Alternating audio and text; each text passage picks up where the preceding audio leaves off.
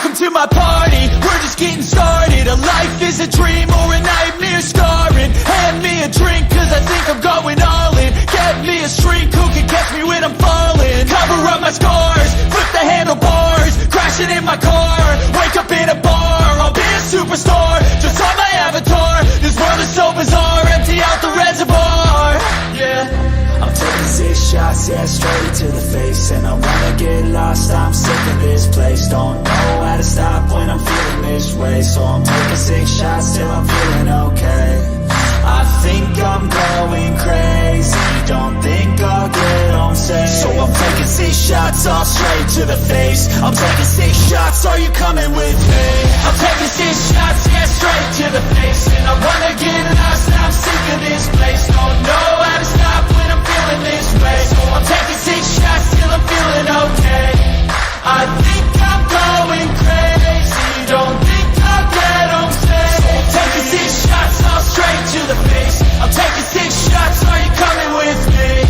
Sometimes you need to let loose, grab juice, get goose, tattoos, taboos, get screwed. Loosen up, buttercup, all those hate comments will never make you feel enough. We're all adequate graduates, heart full of calluses, but we know calculus. Damn, ain't that fabulous? Can't wait to apply all those mathematicus. But we can't get a job that pays us enough. I'm about to pop up. Fuck you, you're lost. We all know that we never really want a boss. So I'ma do what I want to, something I can't undo. Yeah, I'ma do what I want to, something I can't undo. I'm taking 6 shots, yeah, straight to the face. And I wanna get lost, I'm sick of this place. Don't know how to stop when I'm feeling this way. So I'm taking 6 shots till I'm feeling okay. I think I'm going crazy, don't think I'll get home safe. So I'm taking 6 shots, all straight to the face. I'm taking 6 shots, are you coming with me? I'm taking 6 shots, yeah, straight to the face. And I wanna get lost, I'm sick of this place. Don't know how to stop when I'm feeling this way. So I'm taking 6 shots till I'm feeling okay. I think I'm going crazy, don't think I'll get home safe. So I'm taking 6 shots, all straight to the face. I'm taking 6 shots, are you coming with me?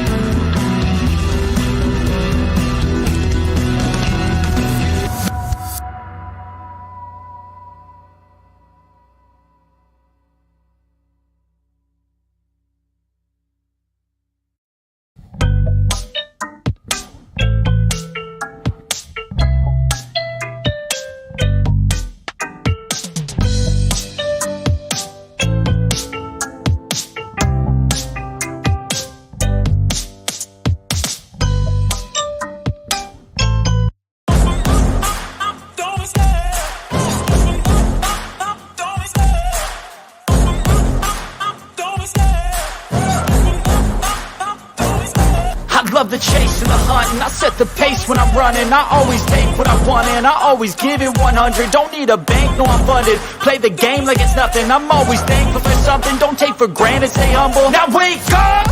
It's time to look at the enemy. Look in the mirror if he is no friend to me. It's not working out, maybe it's the chemistry. It's time to break up so I can make a better me. Better believe in your mind, cause it's everything. You can mold, shape, find almost anything. All it takes is some time and some clarity to find your identity. It's mind over everything.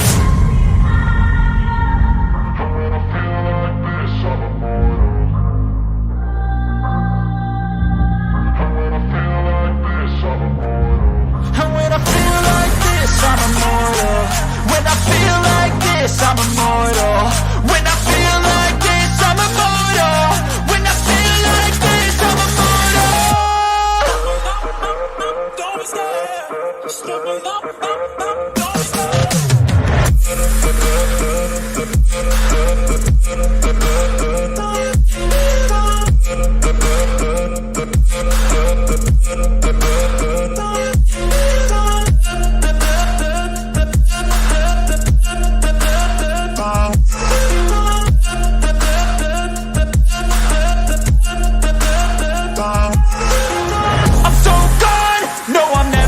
Back. I won't stop, I'ma fight until there's nothing left. It's so what? You're gonna be hurting bad, cause I've been to hell and back. You don't wanna make me mad, I stay strong. You will never see me crack. And if you get in my way, you're gonna feel the wrath. Gotta say it to my face while he's looking back. Mirror breaks after math, when I hate, I attack.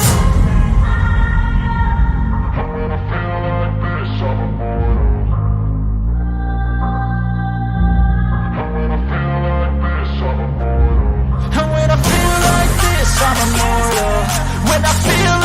this, I'm immortal. When I feel like this, I'm immortal. When I feel like this, I'm immortal. Don't be scared, just give me up, don't be scared.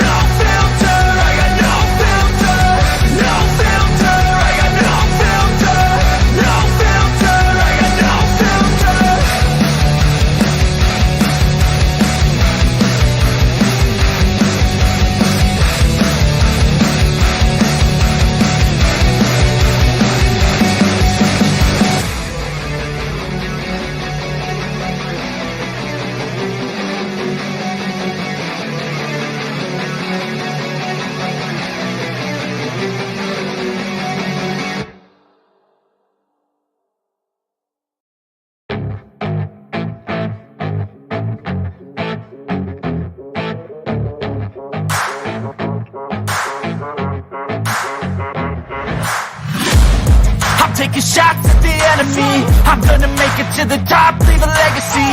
If I got something to say, you better let me speak. Turn it up a new degree, bitch, you ain't seen anything. I pop off with the new rock, electronic, blow the sonic roof up. I'm too honest when I take a few shots. They're too toxic, need to take the noose off. You cannot save me, 'cause I don't need saving. It's everything I've been chasing, all here for the taking. Don't wanna test your luck with me, I think I've had enough disease. I'm sick of all the bad thoughts, people who are half-nots. You are not as tough as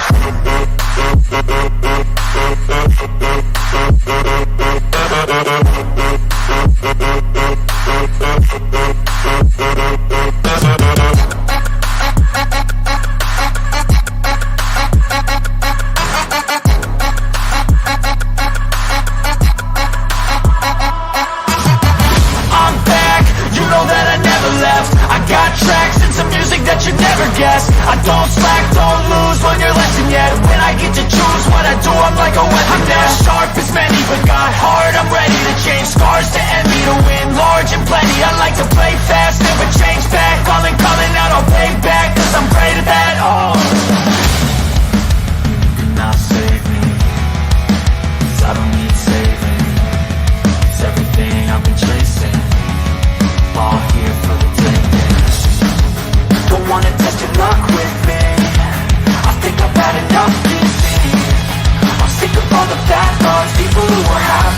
we're not as tough. Don't wanna test your luck with me. I think I've had enough disease. I'm sick of all the bad thoughts, people who were have-nots, who are not as tough as me. Don't wanna test your luck with me. I think I've had enough disease. I'm sick of all the bad thoughts, people who were have-nots, who are not as tough as me.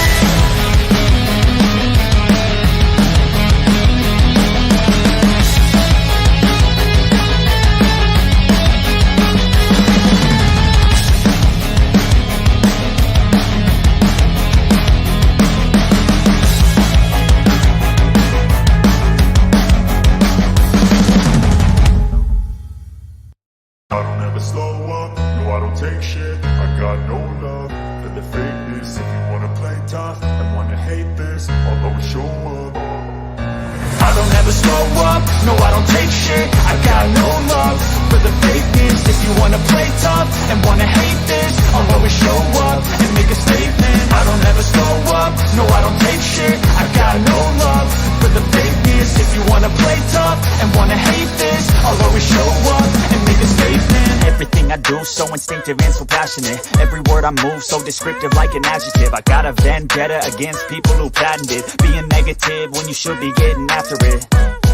I got facts over tracks, this and that. Spitting slow, spitting fast, I could roast, I could gas. Think I'm okay at last, but I don't know if that can erase all the past. And the pettiness, a reflection of the emptiness. Hilarious, you think you're worth my time, you're delirious. Mysterious, because you hide behind a fake exterior. Inferior, you know I'll always be a bit superior. Get off of me, this ain't no humble brag. I want you to hear words, you can say them back. I want you to feel free from the chains that last, and to believe in what you got, it was built to last, yeah.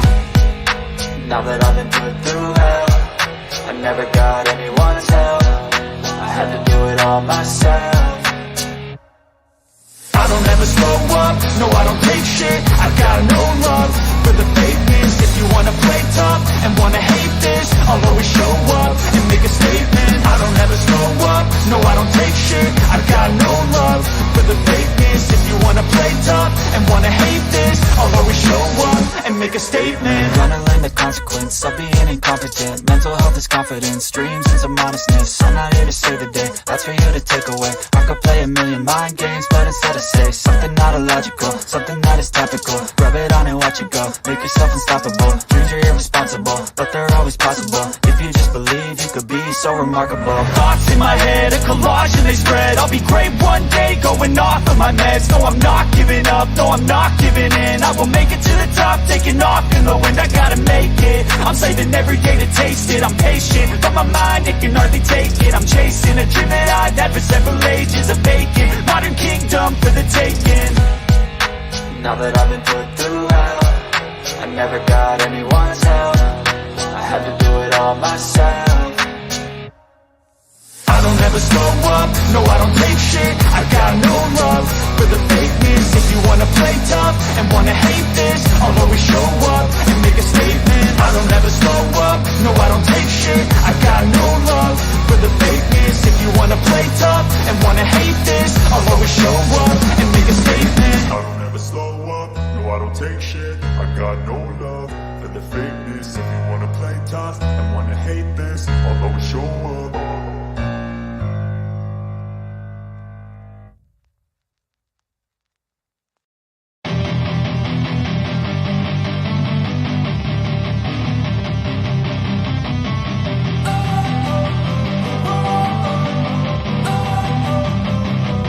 Don't wanna sleep in, cause I got something to prove. I gotta take what I hate and finally make a move. I think of you and all the shit you don't do. Well, I'ma make hella sure that I don't become you. I have no regrets, yeah, I'll tie up my chest. I'll never forget what it's like to be in debt. Been stabbed in the back bed, I'll show you what happens. Pass me the mic and I'll show you with action.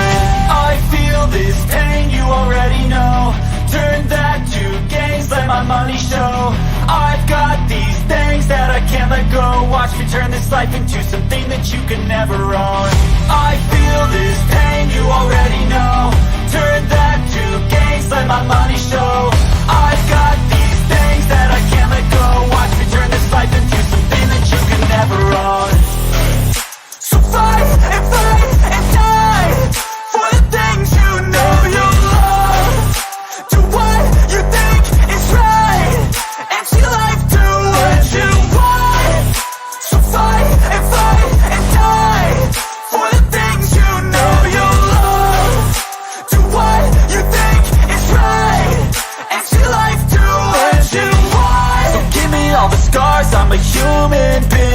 cover them with tattoos so you can't see.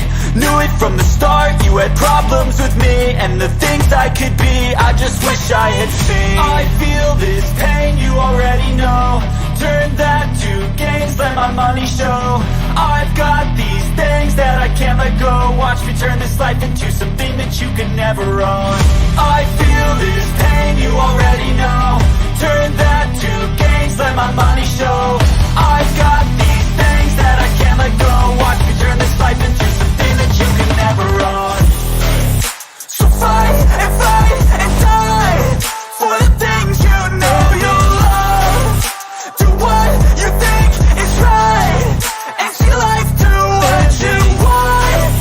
So fight and die for the things you know you love. Do what you think is right and see life do what you want.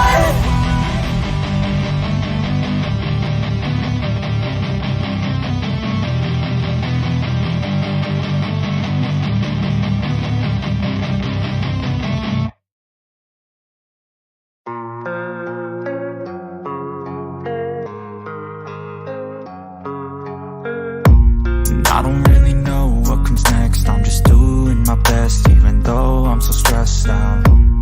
Everything just feels like a test that I fail, so depressed when I can't seem to get out. But something deep inside won't let me quit.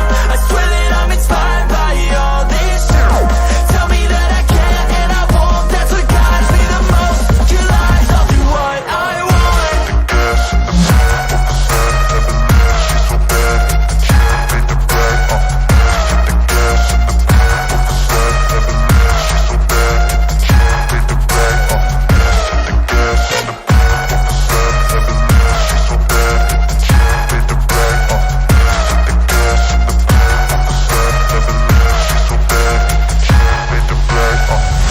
I'm inspired by thirst, I'm inspired by worth.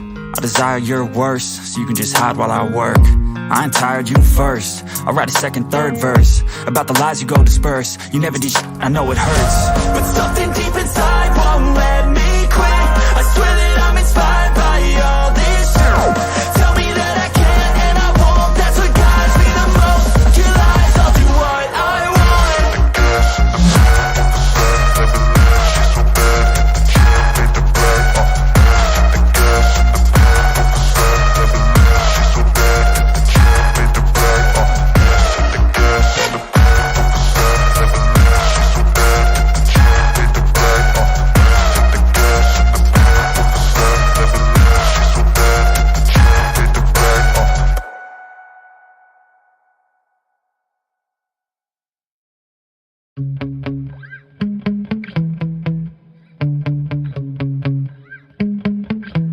Yeah. Sometimes I get so mad, there's no controlling me. My thoughts get so bad, I'm like, I might grab a bat, I don't know. My wrath, my blood boils over like, oh God, here goes. I lost all feeling from my head to my toes. You said some shit that I can't let go, so just stay tuned for the rest of the show. So have you ever felt betrayed? Switches how you see things, realize something needs change.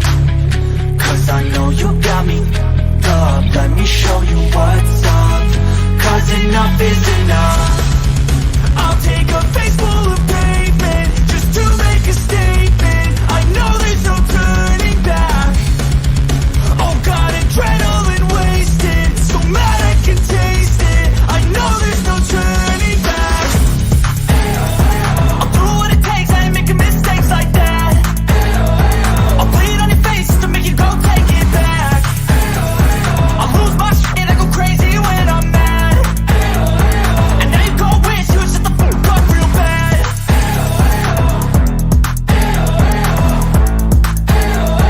And now that I'm gone, yeah, I know there's no turning back.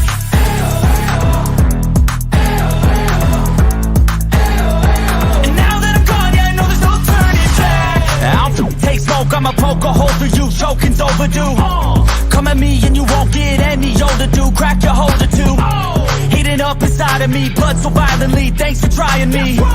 Now it's finally time to see how this rivalry becomes a dynasty.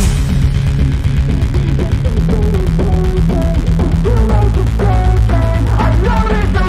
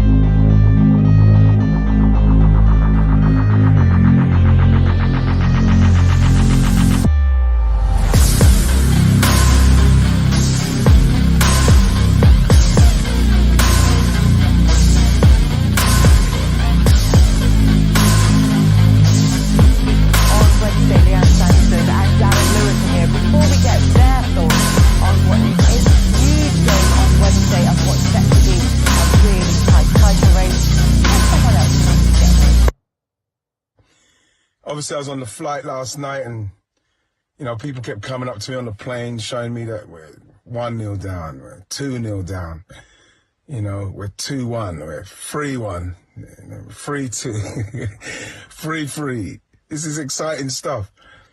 Of course I can understand the disappointment, you know, the two 2-0ers. Yes, we dropped points in those. Yes, Southampton. Yes, we've dropped points. But this is a run-in. This is what's going to happen. This is our young team with injuries that we're dealing with and we're still top. Everybody's acting like it's done. It's not done. It's not done until this is mathematically done. It's not done. And Arsenal are still 5 points clear at the top of the table. But those 3 games, this is what I find extraordinary, is that there is this perception that that's it. 3 games and Arsenal's title chances have been absolutely blown to pieces, and they are on the back foot now. Yeah. But just how far ahead they were, that they can drop points in 3 successive games and still have a 5-point advantage. And even if City have got a game in hand, that would be a 2-point advantage. Yeah, I mean, people are getting carried away a little bit. You look 10 games unbeaten on a really good run. I think the Liverpool result, you kind of take it, you go 2-0 up at Anfield, they claw it back, and at the end, Arsenal are hanging on. But of course, the West Ham and the Southampton results, you would have expected 6 points from that. I certainly would have, especially at the Southampton at home Emirates. It doesn't happen, and nerves are creeping in. But as you said there, they've had a fantastic season. They've not fallen off a cliff by any stretch of the imagination, because that's always the word about Arsenal. When's it going to happen? It's going to happen at some stage. They're going to fall apart. They still haven't. They're still fighting. And even as Wrighty was saying there, yes, it's going to be difficult. Manchester City are one of the best teams on the planet. But Arsenal have got to take confidence from that and go there and win. I've seen Brentford do it. They went there. No one gave them a prayer's chance. They got a result there. So Arsenal have got to believe in what they're doing. And I know the clean sheets are issue at the minute, because there was one stage you weren't conceding any goals. Now they've conceded, 7, I think, in the last 3 games, which isn't good enough. For me, they're not in the drama seat. Of course, Manchester City are. But if they can go there and get a result, which is easier said than done, then you still make them the favourites to go on and win the Premier League. So it's about one game, and that's what they need to do, narrow it down. Don't be looking past Manchester City. Deal with that game first and then look forward. You know, at this stage of the season, we're talking about it from a logical point of view. I just wonder how much the players are fueled by logic and how much they're just driven by emotion at this stage. I mean, you saw the final whistle of the game against Southampton on Friday night. All the players fell to their knees because it was almost like they knew how much of an opportunity that was. But I'm not an Arsenal fan, but what I want Arsenal to do well. I spent 12 years at the club. But I also think we have to look at how far they've come. Now, it's easier said than done, but no one would have had them in the title race beginning of the season. They'd have said we're in the title race finishing in second, potentially. That's a successful season for Arsenal now. They didn't even make the top 4 last year. And I hope I'm right, because I've been backing Arsenal the whole season. Since October, on this show, Darren's been telling me City are going to come good. And I think I said on this show, what's the point in everyone else turning up then? You know, if everyone's just going to say, oh, yeah, it's City's. But I think Arsenal, I don't like the idea that they're crumbling, because obviously, as Darren said, you know, this Darren, as in Benty, that, you know, they've obviously given up 2-goal leads in the games when Saka missed that penalty against West Ham. But I still think there's a good feel about the club. The atmosphere on Friday, the Emirates this year, has been incredible. But you cannot, you know, that game had to be won on Friday night. Yes, you know, Luke dropping points against Southampton, who I think probably had their best game of the season. And I felt for them on the flip side as well, because they're in relegation, potentially probably going to go down. But I feel for Arsenal, because I've been backing them all season, but it just, at the Etihad on Wednesday, I think it's going to be really, really difficult, because City are peaking at the right time. Yeah, at 3-1 down, I was fearing for the teams, or the fans of teams around Southampton at the bottom of the table, because they would have had their heads in their hands at that stage. That would have been one they thought they might be able to get some leeway on. But we'll talk about the bottom of the table a bit later on. At this stage of the season, it's all about, as we're saying, just about them holding their nerve. And it feels that there's quite critical coverage of players getting nervous at this stage of the season. Is there a point at which we need to accept that they haven't done this before as a group collectively? And of course, they're going to be nervous. It's not necessarily a criticism. Absolutely, it's not a criticism at all. I think as far as they're concerned, they're at a point that they haven't been before. They are up against a team that have done it 4 times in the last 5 years, and they're breathing down their necks as well. So as far as Arsenal are concerned, I think Leanne's right. They have come so far. They've done so much. They've changed the perception, not just of themselves as players, but of the club. Because before this season, and to a certain extent last, there was this almost this view of Arsenal as a calamity club, as a crisis club. Arteta had a tenuous hold on his job. He didn't really have a vision, a plan. Some people were saying to trust the process. Other people couldn't see what the process was. But now everybody can see where they are. I keep saying it, the documentary, the best thing they've done, because it showed people what they're trying to do, where they're trying to go. And people can understand the method as well, getting rid of the older players, getting the younger players in so that they can have that energy and enthusiasm to drive the club forward. And whatever happens in this title race, they are a better club for this season than they were before. Do you know, I definitely think when you look at the performance against Southampton, you look at people like Ramsdale, who's been arguably one of the goalkeepers of the season. He makes a mistake. That's not like him. He's not been doing that all season.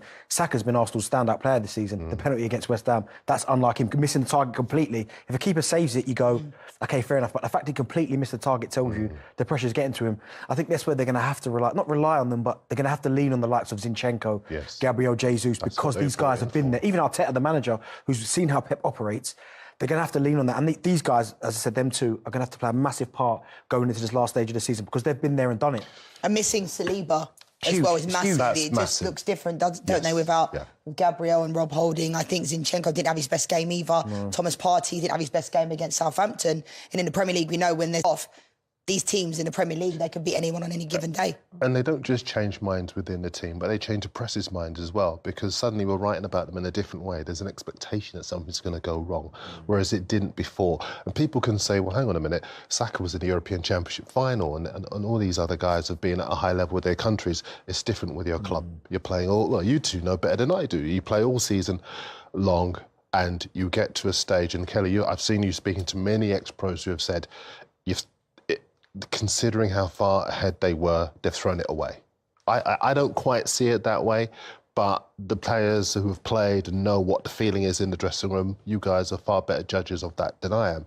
But I would say that as far as Arsenal are concerned, they're in an amazing place considering the perception of them 12, 18 months ago. But can both things be true? Can it be true that they've made huge strides, but also they had it so tightly in their hands and they have let it slip? Yeah, and as you said there, Kels, expectations change. Because at the start of the season, I'm with you, Leanne, I thought it was about getting into the top four and that would be a fantastic season because I didn't expect Liverpool to be as bad as they've been this season and Chelsea for sure to be as bad as they have. So I thought that was the next goal, was to get into the top four. The fact that they've been at the top for so long and they've record amount of points after a certain amount of games and how they've been playing, of course, now you get to a point where if they don't win the league from this position, it feels a little bit disappointing. But then if you look at the bigger picture, the expectation was to get into the top four. So expectations do change. So me being an Arsenal fan, openly say it, if they don't win it from here, it's going to be disappointing. I still don't think they would have failed because it's almost like fail or nothing. I wouldn't have said they've failed, but to not win it when you've had such a commanding lead, and even after the results, having Southampton and West Ham and teams like that in this running, you pray for them type of results because you know if that's Manchester City, that's 6 points done and dusted right there and then. So it is a little bit disappointing, but they can't lose faith. That's the biggest thing for me. They can't lose faith. See, I think it depends on the person who beats you to it. I mean, in tennis, if you've got match point against Roger Federer and then he comes back and beats you, well, the guy always wins, you know what I mean? So fair enough, or Djokovic or whatever. You know, if you're in the marathon, for example, you're running a marathon and then somebody knows how to put their nose on the line at the right time, you know. When you're up against a serial winner who knows all the course, I've been banging on about this for show after show, about the course and the distance and the timing and being able to produce your best form at the right time. That's what Arsenal are up against. And that's why I don't think it's failure. And I think also they're in a very different position to Leicester in 2016, because when it was Leicester, you kind of knew it was going to be this season or never again, right? Whereas Arsenal will be back because the foundations have been laid for them to do it again. You talk about Saliba, he's got Kiwior as well, who we've not really seen that much of, but he's a really good left-sided centre-half. They'll bring other players in. They'll probably reinforce that midfield as well. The squad will be stronger for this season. And I think a big part of the reason why lots of people are saying it's so disappointing is because there's a kind of belief that it's not going to happen again, that Liverpool are going to be stronger and Chelsea are going to be stronger and City are going to be even stronger. But Arsenal will be strong as well next season, and that's what, for me, makes it exciting. I think, though, it's normal for fans of Arsenal to be disappointed. I think it will feel that all too familiar feeling like last year.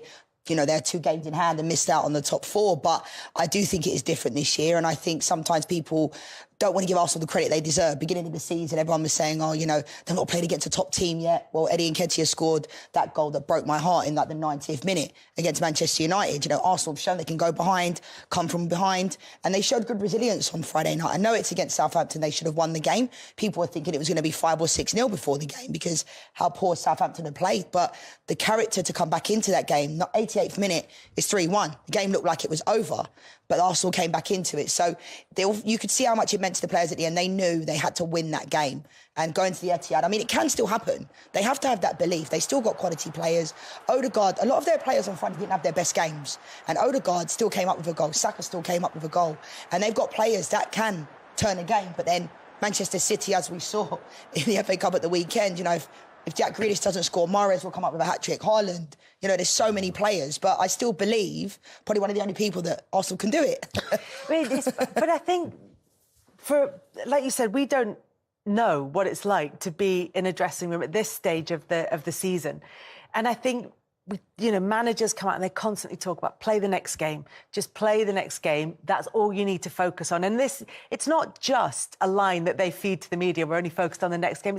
It's all you can do is take the next step. I just wonder, though, in the players' minds, the game against Liverpool, everybody talked about that game at Anfield and how difficult that was going to be and how much of a test of their title credentials that would be. Similarly, everybody is talking about the Manchester City game. Can they get slightly distracted by that when they've got West Ham and Southampton, who are both at the other end of the table, even if they don't think they are, even if they're focusing on it with what they think is all of their might? Maybe, but going to Anfield and it being a draw, you know, it's the way they've gone 2 ahead and come back. I think that in the magnitude of it, in 3 games on the bounce, drawing those games. But I think, you know, West Ham and Liverpool are both pretty decent sides, you know, it's a respectful thing to do, to go to Anfield. But I do think it's a confidence thing. I know from a player's perspective, when you're in the dressing room and these things are happening, you have to have those leaders, you have to have that belief, you know, almost not go back to basics, but to a certain degree, because they've been great all season. And then it's the final hurdle. Was there a time when it happened to you? Yes and no, but I think I was always very blessed when I was at Arsenal. We won everything. So, you know, I had great players. No, but I had great players around me. You're right, I've always been blessed. I had great players around me and we won. That's interesting from the other side of it, because we're talking about a team that are faltering at the moment and how, you know, damaging that faltering might be. It remains to be seen this season. But you and the group of players that you were with were in a completely different mindset. So what does that feel like? Well, we were like Manchester City. You know, we won everything. We're the first only other team to win the quadruple. So, and I had great players around me. But I think you have that feeling within the team. You know you're going to win.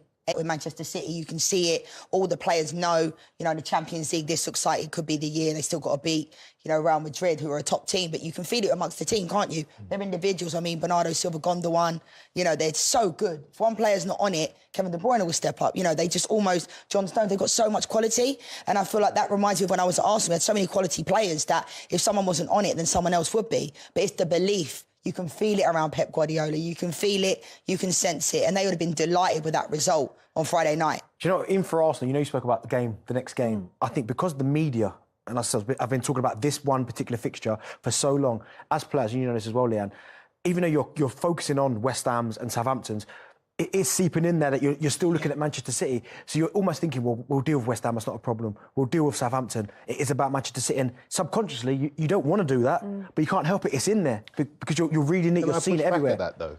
You say even the media. Social media is even more powerful. The first thing you do as players, you go in on your phones. You don't go onto the Daily Mirror or... I know, Daily Mirror. I was there. Thanks for your support.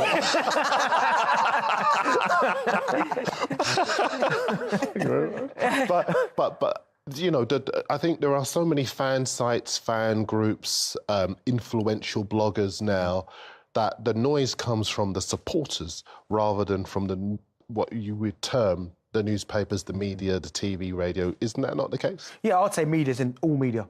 You guys, social media, everything. They wouldn't have been able to escape it. As you said, they're all on social media. They're all on Twitter, Instagram, whatever they're on. Is that it was almost looking past the Southampton and West Ham game. The Liverpool one, of course, they're one of the best teams on the planet. I know they're having a faltering season, but they're still with the players they've got, can turn up on any given day. But it was all about Manchester City. And as players, you sense that when people are talking about, right, whoever wins that game is going to win the league. As a player, you're trying not to think about that. You're trying to think about the job in hand, but you can't help but looking further forward than maybe you should be. But they've finally got to this stage now where it is Manchester City.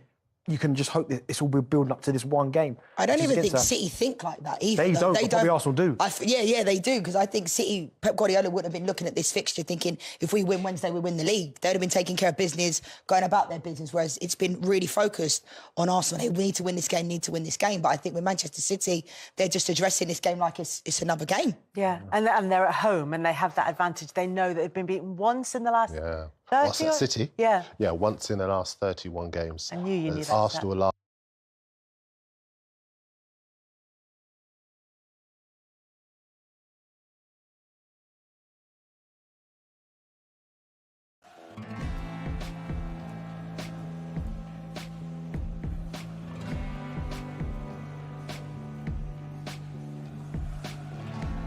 Are you guys ready? Who is home? Anybody home? Can you see me? Can you hear me? Is everything working good your side? Okay, my people. Welcome to the channel. God bless you for being here. Say hi to people. Be nice. And here we go. So we have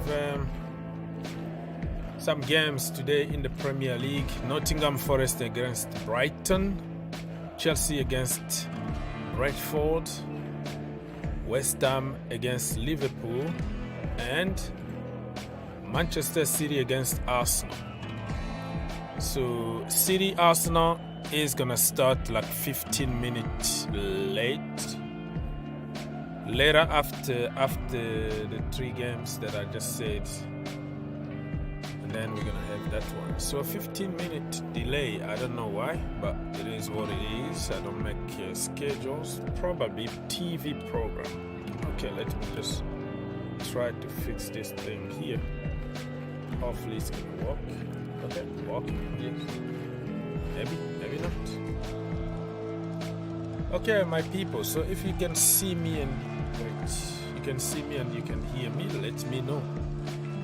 And the link is gonna be provided for everybody to click and call. All right. So that's the link right there if you want. If you don't have time, no problem. No problem at all, my friends. But okay. What is happening around the world of football? Let's jump into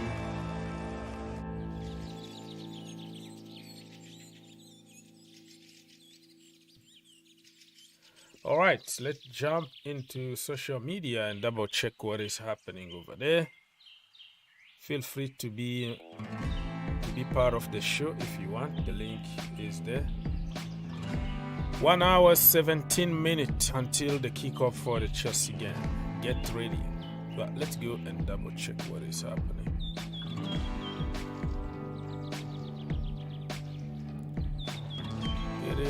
So the big one that everybody is waiting for is gonna be between Arsenal and Manchester City. Top of the table clash. You know? So many people are gonna be focused on the game, but I'm a Chelsea fan and I will keep my eye open also on the Chelsea game. That's the way it is, right? So the Lions against the Bees. Who's gonna win? The Lions of Chelsea and the Bees. The Bees. Are we gonna get stunned by the Bees? No, I don't want that to happen.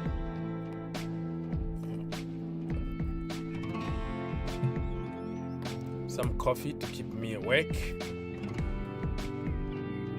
Okay, so Arsenal really need to win today. If they don't win today, it's gonna be very, very difficult. Even though the title is not over yet, they can still win it. But hoping that Manchester City can make some mistakes and drop some points. The title race is gonna be on until the last minute, my friends. So even the Premier League official website, they just keep on talking about that game. one game and one game on. Look at that. Breaking into top 4. Aston Villa is pushing with Mr. Unai Emery. He's very, very good. Very good manager that might take them to the Champions League or Europa League for sure, but Champions League, you never know until the last minute. Guys, if you are in the building, let me know if you can hear me and see me. It doesn't cost you anything because sometimes I'll be talking to myself. Nobody can hear, nobody can see anything. You know, this is technology. I can't hear anything from my side, so people need to tell me. Okay, so look at that. Arsenal first. Manchester City second with 2 points or 2 games in hand. Which technically, if they win the 2 games in hand, they're gonna go top by 1 point. And City are very, very good on doing that until the last minute. Last season, actually, I thought, oh my goodness, they bottled it the last day of the league against Aston Villa. They were losing like 2-0, and Liverpool were winning. So Liverpool really, really thought that they did it, and the City went back and to win it.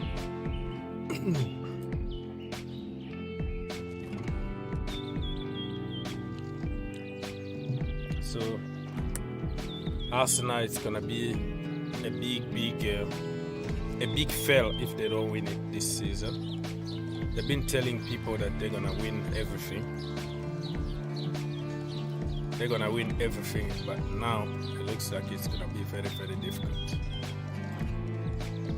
All right, let's go to the Almighty Blues and double check. Look at the boys in the building. As you can tell here, the boys are in the building, arriving in the building. Mason Mount had a surgery. I saw some pictures from the internet that he's recovering from that surgery that will keep him probably away for 4 weeks or until the end of the season. Let's just not play him. He didn't play a lot this season, to be honest with you. Contract situation, injuries, and all that. Get well soon. So that's kind of make things easier for people who've been wishing him to. Something bad happened to him too, so they don't see him on the team. Good luck, man. Good luck if you're gonna hate a human being that way just because you don't like him.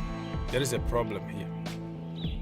You have to look at yourself, look at your own life before talking about other people's lives. All right, so yeah, as you can tell, the boys are in the building already, and I know that somebody might have some news for us. Let me double check on Mr. Sam. Sam is here. Conor Gallagher start for Chelsea this evening. That was known. Raheem Sterling start for Chelsea. He looks like he's not fit though. Looks like he got a big belly. He can't run anymore, Mr. Sterling. What happened to him? Lampard loves a certain English player.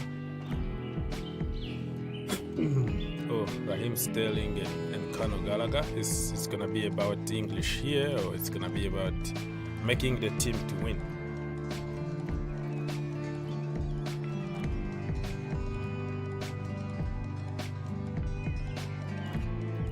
All right, I'm not gonna get into the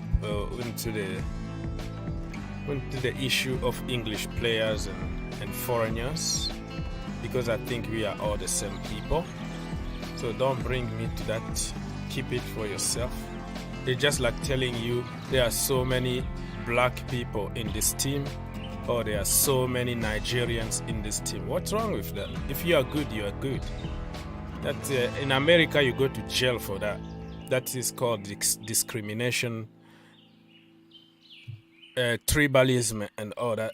I don't know what country you live in, but what's wrong with English players? Just because you make your own narrative doesn't make it true. We are complaining about people not even running on the pitch, and the people who can even run to give you some energy, you're gonna complain about them being in the team. How that works? They are local boys. If you go to Nigeria and you find Nigerians playing for their own team in Nigeria, don't be jealous and don't do evil stuff, because that is their land, that is their blood. They have the right to play in their own country. So you have to support them or you have to leave, because they're not gonna leave. That is their country. That is not football anymore. That is just tribalism, and you know it.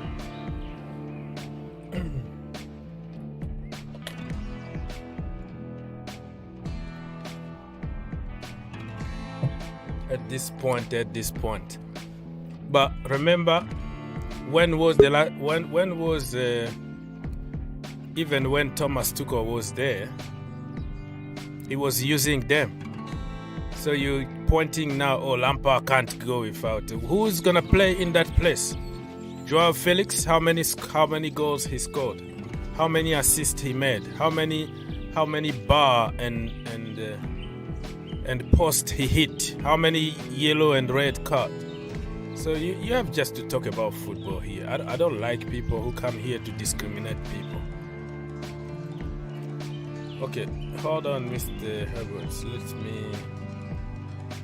Let me double check if I can fix this one. Syria. Oh, what's going on? I have to fix it. Boom. All right. Fixed.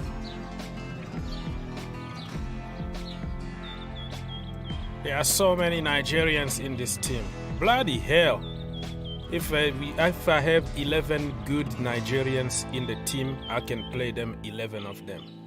If I have 11 Indians in one team, just because they play good, I'm gonna take them. There is nothing about races here or about countries, and that tells you exactly what this Chelsea community is all about. The hate is just because where you're coming from. So why are you supporting English teams then? If you don't like English players to play in their own country, what's wrong? That is the foundation, the basement is the local boy. You know, the Lagos boy, the Delta boy, you know, the Abuja guy. That is his land. What's wrong with you? Stop it, man. I'm sick and tired of this. Okay, Herbert, are you there? Yeah, can you hear me? Yes, sir. We can hear you.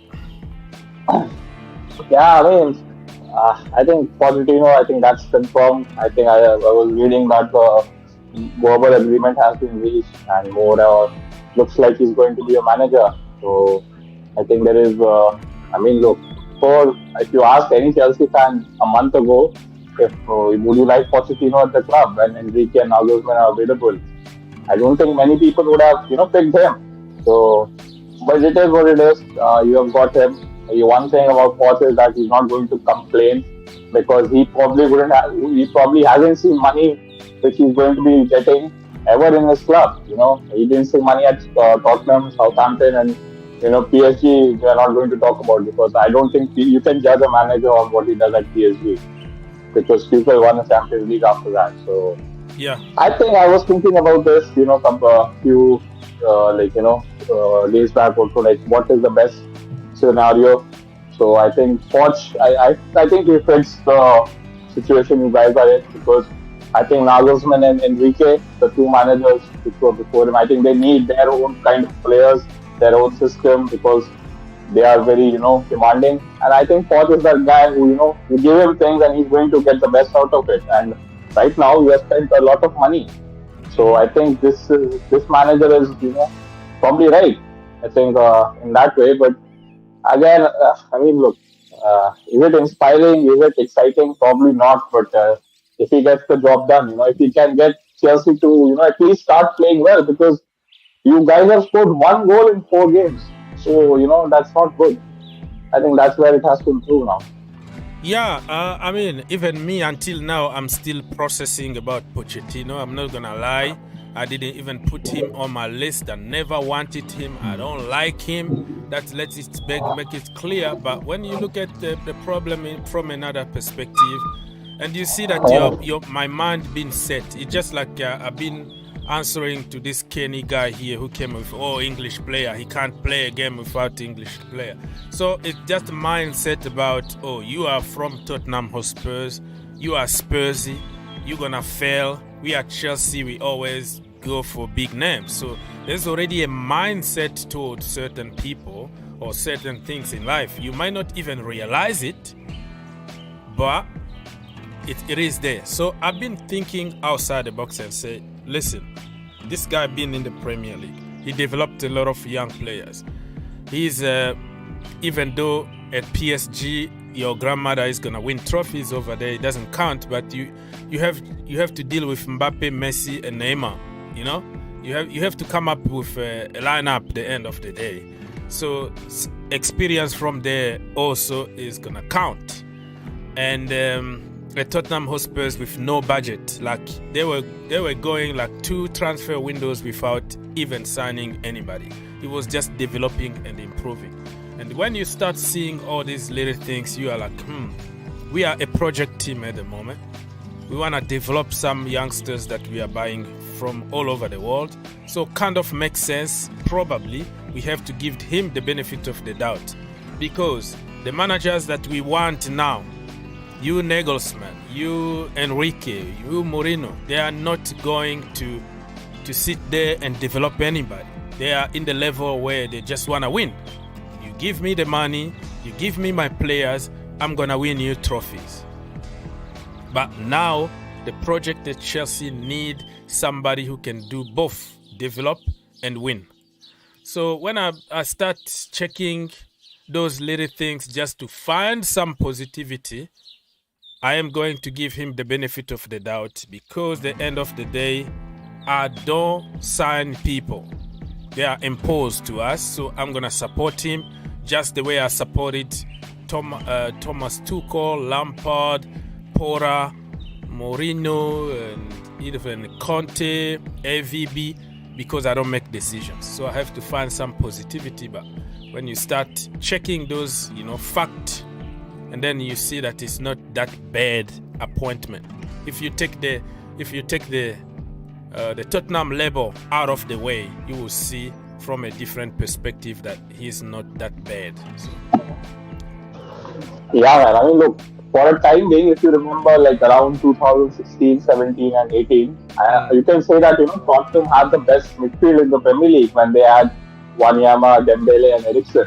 That is a very good midfield. And he built that midfield out of, buying young players, Dembele, Wanyama and Eriksen. They are coming from, teams like Ajax. And Wanyama is, I think he's Kenyan. He's not even a recognized footballing team. So that's another positive with Poch. And I've been listening to lots of Spurs fans, and what they have been saying about Poch is that when he left the club, lots of the players, they didn't like it. Like they wanted him to stay.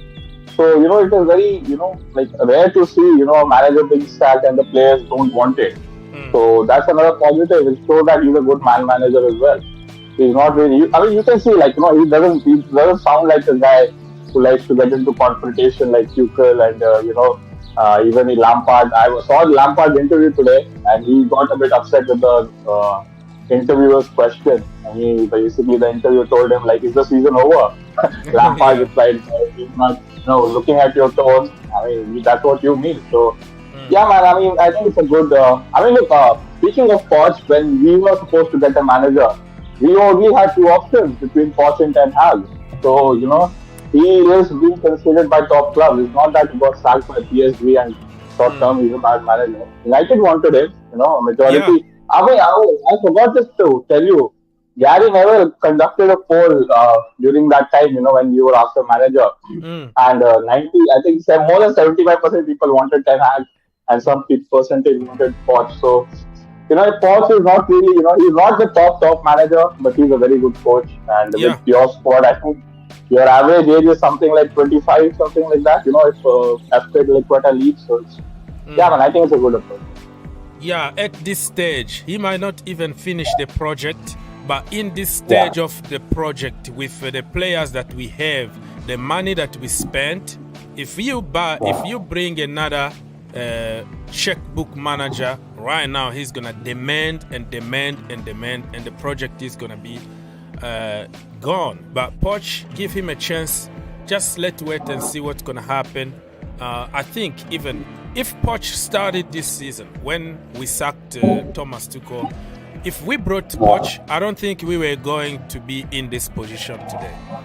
I think he was going to make us top 4 contender, or at least Europa League. But we went for Harry Potter, and then the rest is history. So we have just to give him a chance. For me, I always give people chances. I don't really care. Let me read some of the comments here. Mr. People's Republic said that nobody said nothing about the Portuguese players at Wolves. So why it is an issue at Chelsea that they have English players? That's the problem. Even one English player only in the team is gonna cause all the problem. That's what I heard. Even when Tammy Abraham was there. Why Tammy? Bring Lukaku. What Lukaku did at Chelsea Football Club. English player. What is wrong with that?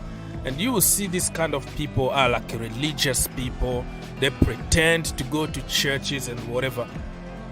But what they do is 24/7 try to hate people and create theories. That is discrimination. That is racism right there. To pinpoint and target certain players just because they are coming from somewhere. So nobody is saying anything about Wolves having the entire team from Portugal. Nobody is talking about us having a lot of Spanish people in our team. But in the if even only one in the team is gonna cause a lot of issues, jealousy, discrimination, and insult toward them. What's wrong with people? What's wrong? Okay, and the same people are gonna complain, I've been discriminated because I'm a black, blah, blah, blah. But you are discriminating other people. This is exactly what you're doing right now. You are good, regardless of your color, regardless of your country, the country you're coming from. People really are sick, man. They just make me sick to my stomach. Okay, let's go and see the lineup, people. Are you ready? Here the lineup. Boom. Kepa Arrizabalaga. Oh my goodness. Aspilicueta is back. God. Lord have mercy. We are done today. Kepa in goal. Wesley Fofana, Thiago Silva, Chalobah, Aspilicueta, Enzo Fernandez, Kante, Kovacic, Chilwell, Gallagher, and Sterling. On the bench, Mendy, Badiashile, Loftus-Cheek, Madueke, Modric, Pulisic, Ziyech, Aubameyang, Joao Felix. You know what, people? I have nothing to defend Frank Lampard today.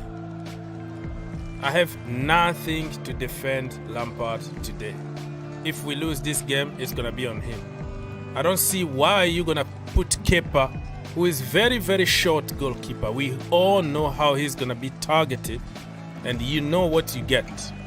You know Ivan Toney is going to bully people in the box, and Kepa is always afraid in the freaking box.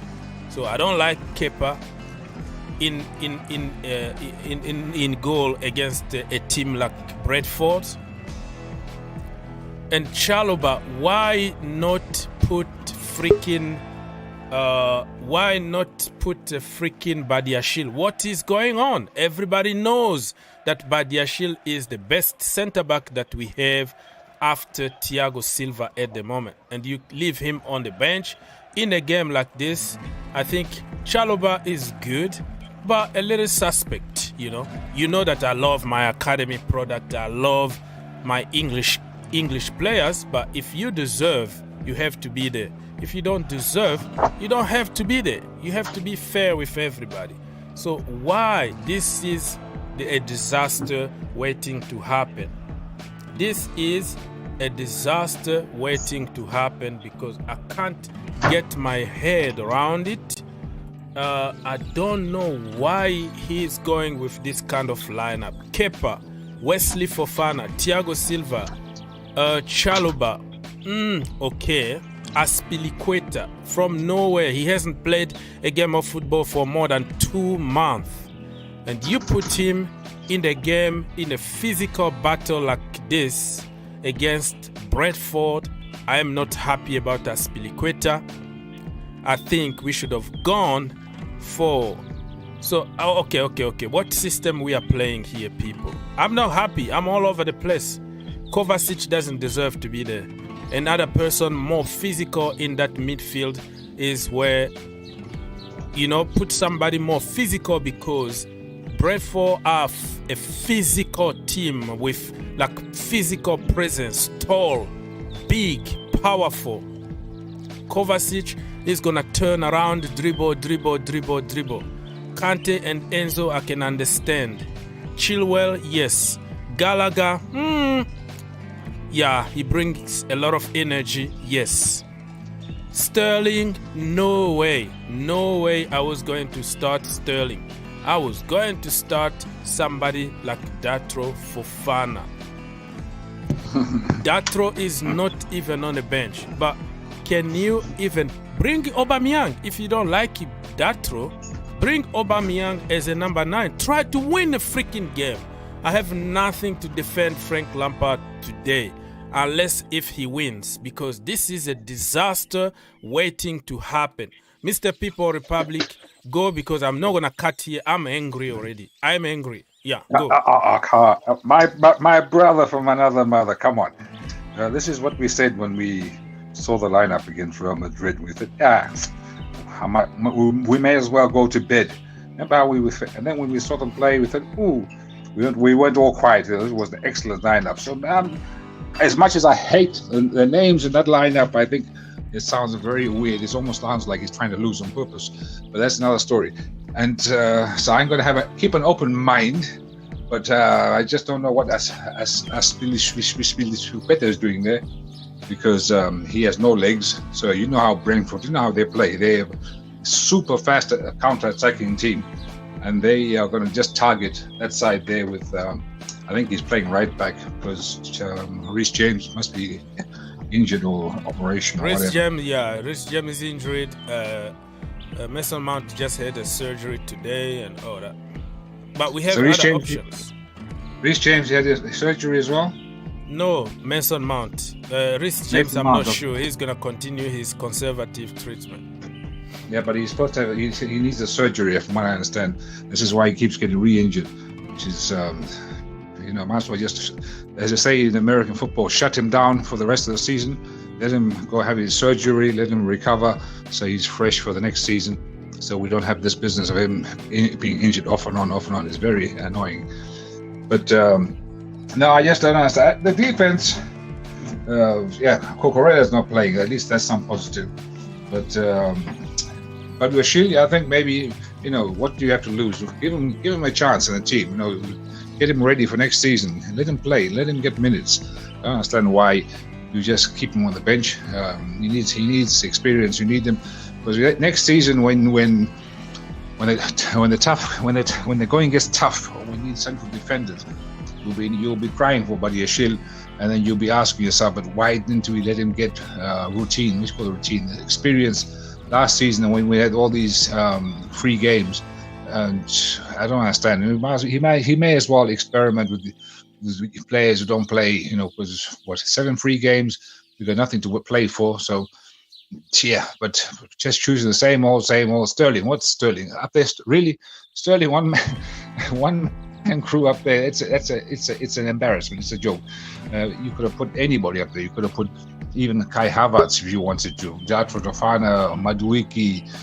There's so many options. You can't choose Sterling. We've seen Sterling in the last 3-4 games is being I don't know. I want to be nice. He's been substandard. I'm trying to be nice, and so I don't know why he keeps picking him.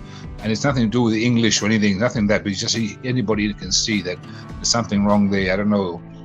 It almost looks like he doesn't want to be there. I don't know what happened to him, but if he doesn't want to be there, play somebody else. You've got 31 players in that squad there. You've got many to choose from. So that is, I don't know. I'll watch. I'm an idiot. I love Chelsea, so I'll still watch the game. But Brentford, they've had 5 games where they didn't get any points. I think when they lost. Yeah, they are exact same kind of losses and draws and wins with Chelsea. We didn't win, us and them, for the last 5 games. We are like perfect equally, like I don't know, 2 draws, 3 something like that. But we don't win. But that is a Chelsea thing. When you don't win, you come and you smash them and you get your momentum back. Le Français Dave, what do you think about this, man? Good afternoon to everyone first. Yes, sir. Good afternoon, Le Français Dave. I love your name, by the way. Fantastic name. Yes. Oh my goodness, Lord have mercy upon us. We've suffered. This looked like, I don't know, it's not enough. Me looking at that lineup, just like Frank Lampard said, he's looking for fit players who will run and press, and it looks like he's doing the same thing. And I'm surprised to see N'Golo Kante playing as what? A winger? N'Golo Kante is a winger? I'm done. Are you serious? I'm gone. The show is over, man. The show is over. End the stream. End the stream. I'm done. End of the stream. The show is. Are you serious? I don't even know what system we're gonna play here because we are all over the place. Today, like I said, I have nothing to defend Frank Lampard. You know that I'm a fair man, right? I'm a fair man. I give everybody the benefit of the doubt, but I am not a cultist where I have just to praise. And I'm not an evil where you have just to hate because certain people are from certain countries and you have to hate them. No, for me, you do something good, I praise you. You do something crap like this, I can't get my head around it. And he's gonna get it at the end of this game, unless if we win. We don't win today, he's in trouble. I don't care where you're coming from. You know what I mean? And he put Sterling as a striker. Sterling have no place in this team right now. Oh my gosh, this is a heart attack. I'm feeling chills when I'm looking at this lineup. I don't even know where to begin. Who's gonna score? An accident goal again? Sterling is gonna miss like 99% of time. You need like I don't know, man. We better win today. This lineup look like we had to defend for our life against Brentford. But even to defend for your life, you don't leave somebody who can defend for his life like Badiashile on the bench. Did that make sense? You want to defend at least put Badiashile there. If you want to defend for your life, and also take Kovacic, he's going to just dribble himself, dribble his mother, his grandfather, dribble the ball boy. He's going to dribble everybody, and when it comes to the final third, he turned blank. He doesn't see anything anymore. Who is going to take the aerial battle with what's the guy's name for Brentford? That big strong centre forward. What's his name? The big one, the big powerful guy. Scores all those goals for Brentford. What's his name? Tony. So who is going to take that physical battle against Ivan Toney? That was also a good point. That's why I wanted probably Dennis Zakaria or Robin Loftus-Cheek, whatever your narrative is. You put them in the midfield 3, they can really avoid them even to get to our defense. They are tall, they are powerful, they're going to help us in area duel. They're going to help us in the physical battle. Remember when we played them away and we won 1-0? Ruben Loftus-Cheek, he finished the game as a centre-back and we kept a clean sheet because he's powerful, he's tall. You can't bully him just like that. So, I don't know, but we better win today. We win today, good. We don't win today, I'm done. I'm done. What is so surprising? Bring whatever Big Sam, so we can finish it. 4 games left. Bring whatever Tony Pulis, because I don't know. What is this? What is this, people? Tell me, what is this?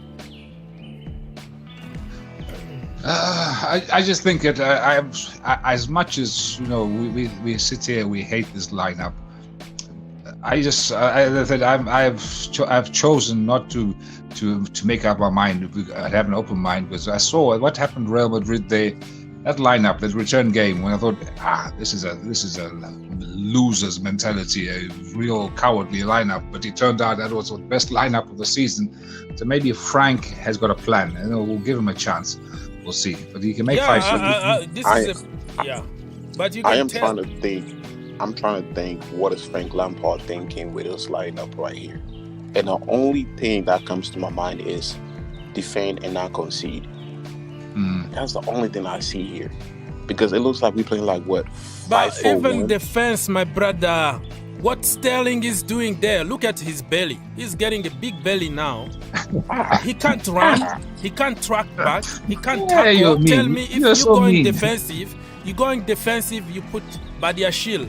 You put people at least who can defend. You put what's his name again? Dennis Zakaria. He can defend. He's tall. If that is the plan, and then I don't see why certain people are not there. It's just like, I don't get it.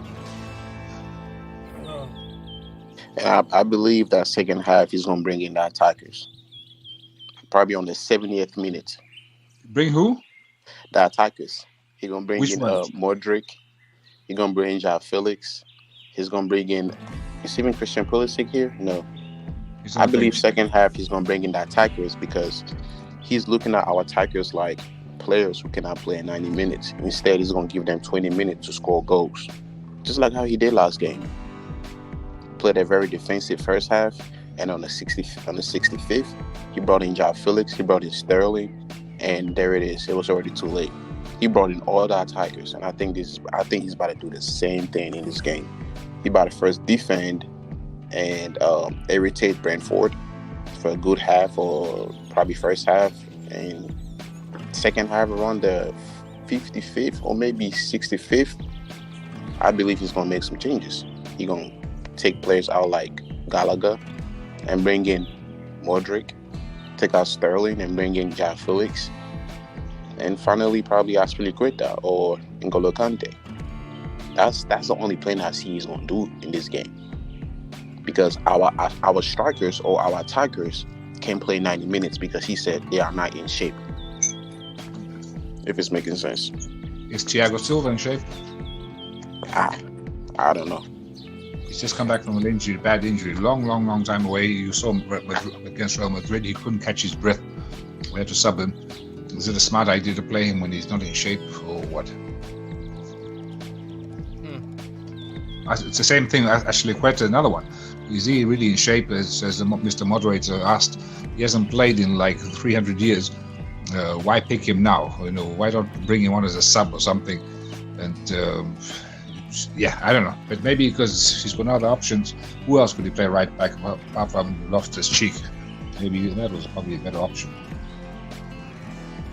Yeah, it is what it is, people. Get in the comment and come join us, because this is going to be a disaster. Unless if we have like a fluke goals, just like Tayo said, that Gallagher is going to score another, a deflection or something. You never know. Probably today is the god of football are going to be with us. But, man, regardless, I'm not happy. Where is a freaking Modric, man? Put the guy there. Let him run at people. Sterling is not even running at anybody. But Gallagher, he's getting better and better, because it seems to be like they seem to be finding the right position for him. I remember Tuchel failed. He didn't know where to play him, the wrong position to add to your narrative. But they seem to be like finding that position. Remember when you used to play at Crystal Palace, that late attacking, that number 8 kind of position. I think that is where he belongs. Yeah, and he doesn't play. And what I just realized is when you look at that bench, there is only one midfielder and one defender. The rest are all right wings or left wingers. Which the midfield? Who are that midfield? Robin Loftus-Cheek. Okay, He's the only midfield in that bench. Mudryk, isn't he been playing Mudryk as midfield the last few games? This guy Mudryk, I don't even think he's a midfielder. This guy is a left wing attacker. And then the rest, the only defender we have at bench is Watchalong. I can't even say his name. Jesus. Watchalong. Yeah, and I believe that he gonna turn into a back four. He gonna take out Aspilicueta and put him Watchalong as a left back. Okay, Mr. Jamal, what's going on here? Talk to us. I'm very mad about the lineup. Very, very mad.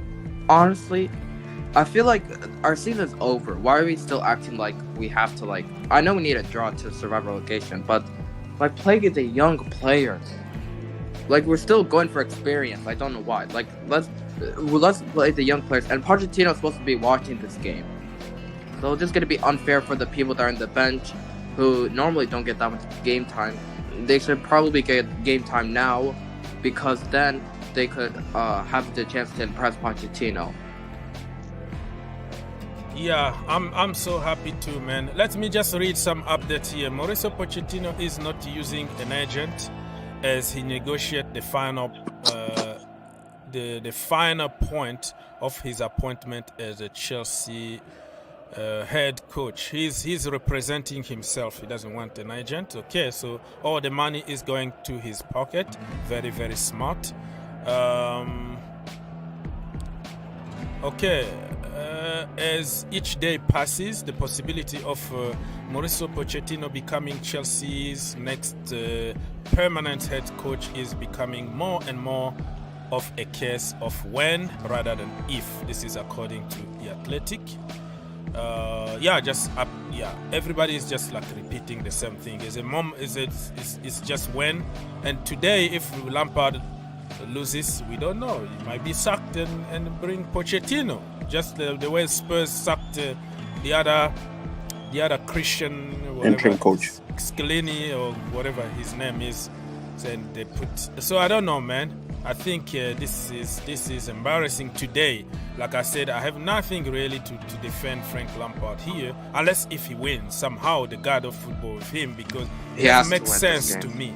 It doesn't make any common sense to me that ballers are on the bench and people who don't perform are there given a chance for what? I just don't get it. I don't get it. Somebody please explain to me how this makes sense that Badiashile is on the bench. Somebody please try to make sense.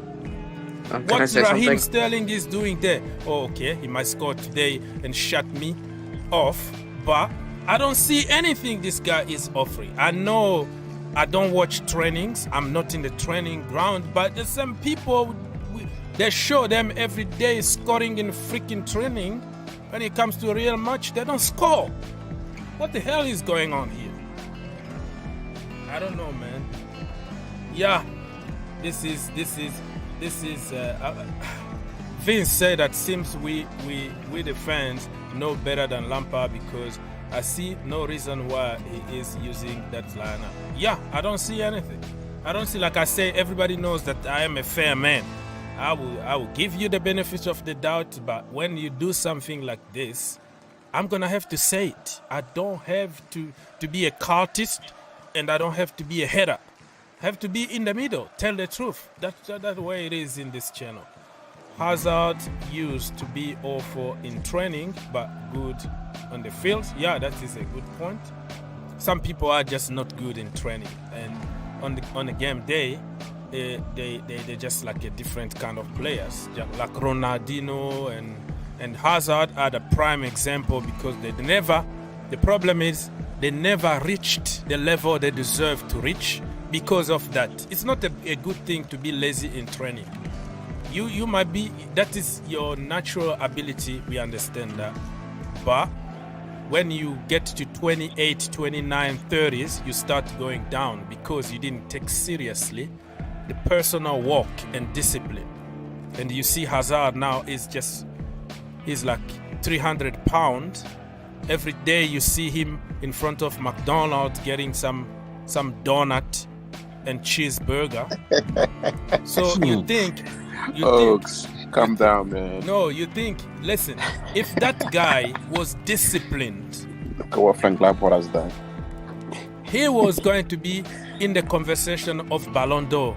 The time that Ronaldo, Messi were there, he was going to be in the conversation because imagine a much fit Eden Hazard, a more disciplined Eden Hazard at Chelsea Football Club back then. He was going to, and now he's paying the price because those things are going to give you a lot of injuries. The age is going, your metabolism is changing, everything is changing, and then you become injury prone and getting 500k a week for no reason.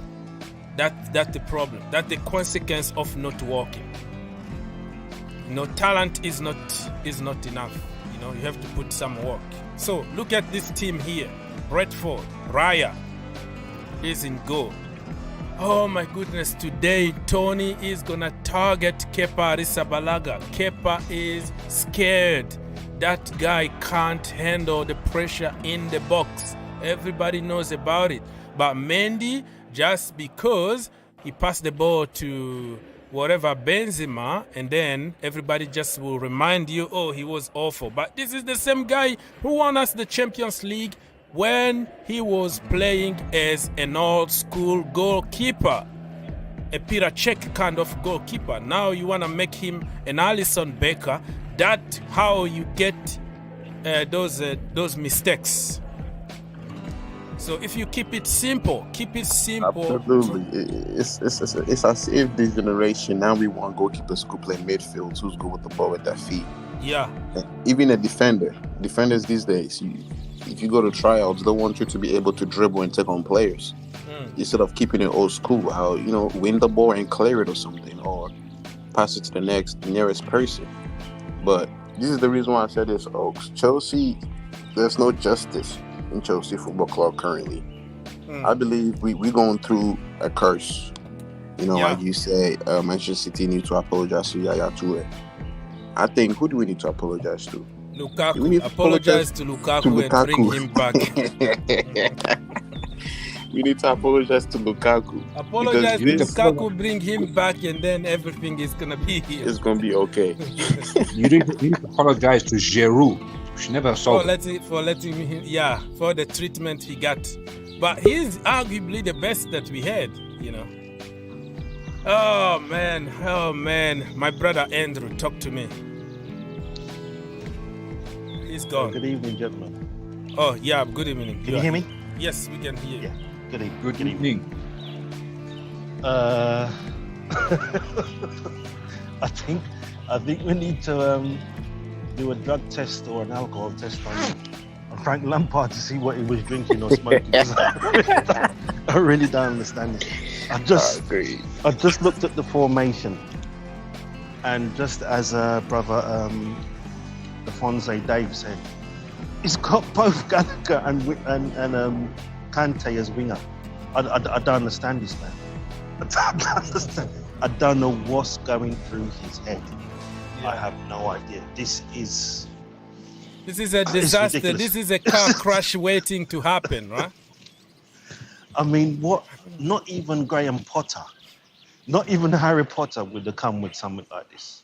Yeah. Not even him. So I don't know what his logic is. Really don't know. He better win. He better win today. He needs to. Unless if he wins, nobody's gonna understand the logic behind this. He needs to, because he's not helping himself for getting another job after this kind of selection. He's not helping himself at all. I just don't get it. I just had to jump on because this is ridiculous. Yeah. It's ridiculous. This is ridiculous for sure, my friend. This is really stupid so far, but you gotta prove us wrong. You don't prove us wrong, you are in big trouble. So let me just remind people that another final is gonna happen today. It's gonna be between Manchester City and Arsenal. And who wins this game, I think, get a chance to win the league at the end. Even though still they can lose or drop points, you never know. but I see it as the final today. Ederson in goal, Walker, Diaz, Akanji, Stones, Rodri, De Bruyne, Gundogan, Bernardo Silva, Grealish, and Haaland. That is Manchester City. Let me just try to find where Arsenal are. Arsenal, let's go. So they have Ramsdale in goal, Ben White holding, Gabriel, Zinchenko, Thomas Partey, Xhaka, Odegaard, Saka, Martinelli, and Gabriel Jesus. So this is another game that is going to happen. Not exactly the same time. It's gonna start like 15 minutes after the Chelsea game. So yeah, everything is gonna be on your screen. You can check on the score and all the good stuff. And we're gonna be here watching this game, and also after the game we're gonna be crying. Another therapy session. I don't know. I'm sick and tired. The entire season is about therapy sessions. After therapy sessions, I'm sick of this, man. This is your Soon we gonna have a funeral. This is your job. This is your job, brother. This is your job. You're a therapist now, so I'm a therapist. We're gonna call you doctor. Yeah, certified therapist. Yeah, that's a very good. Since we don't know his name, we just call him Doctor. I'm tired of calling him Mr. Moderator. It doesn't sound very good. Doctor is from now on. I call you Doctor. Yes. That's excellent. Doctor. Doctor, let me ask the doctor, if I may. If we agree this lineup on this formation sounds very dodgy. If Chelsea lose here and they lose the next couple of games, what is going to be the narrative about Frank Lampard and him being a club legend? Will this have tarnished his reputation? How will the fans view him? Or will we just bury our heads in the sand and pretend this never happened? Yeah, his reputation is already down since many episodes in the past, and now he's going to bury himself. It's not my problem, bro. He doesn't pay me to do his propaganda. Yeah, he's gonna find a job in the media, right? He's gonna be on the TV pundit and then tell us how the game is played. But you didn't show us on the freaking pitch.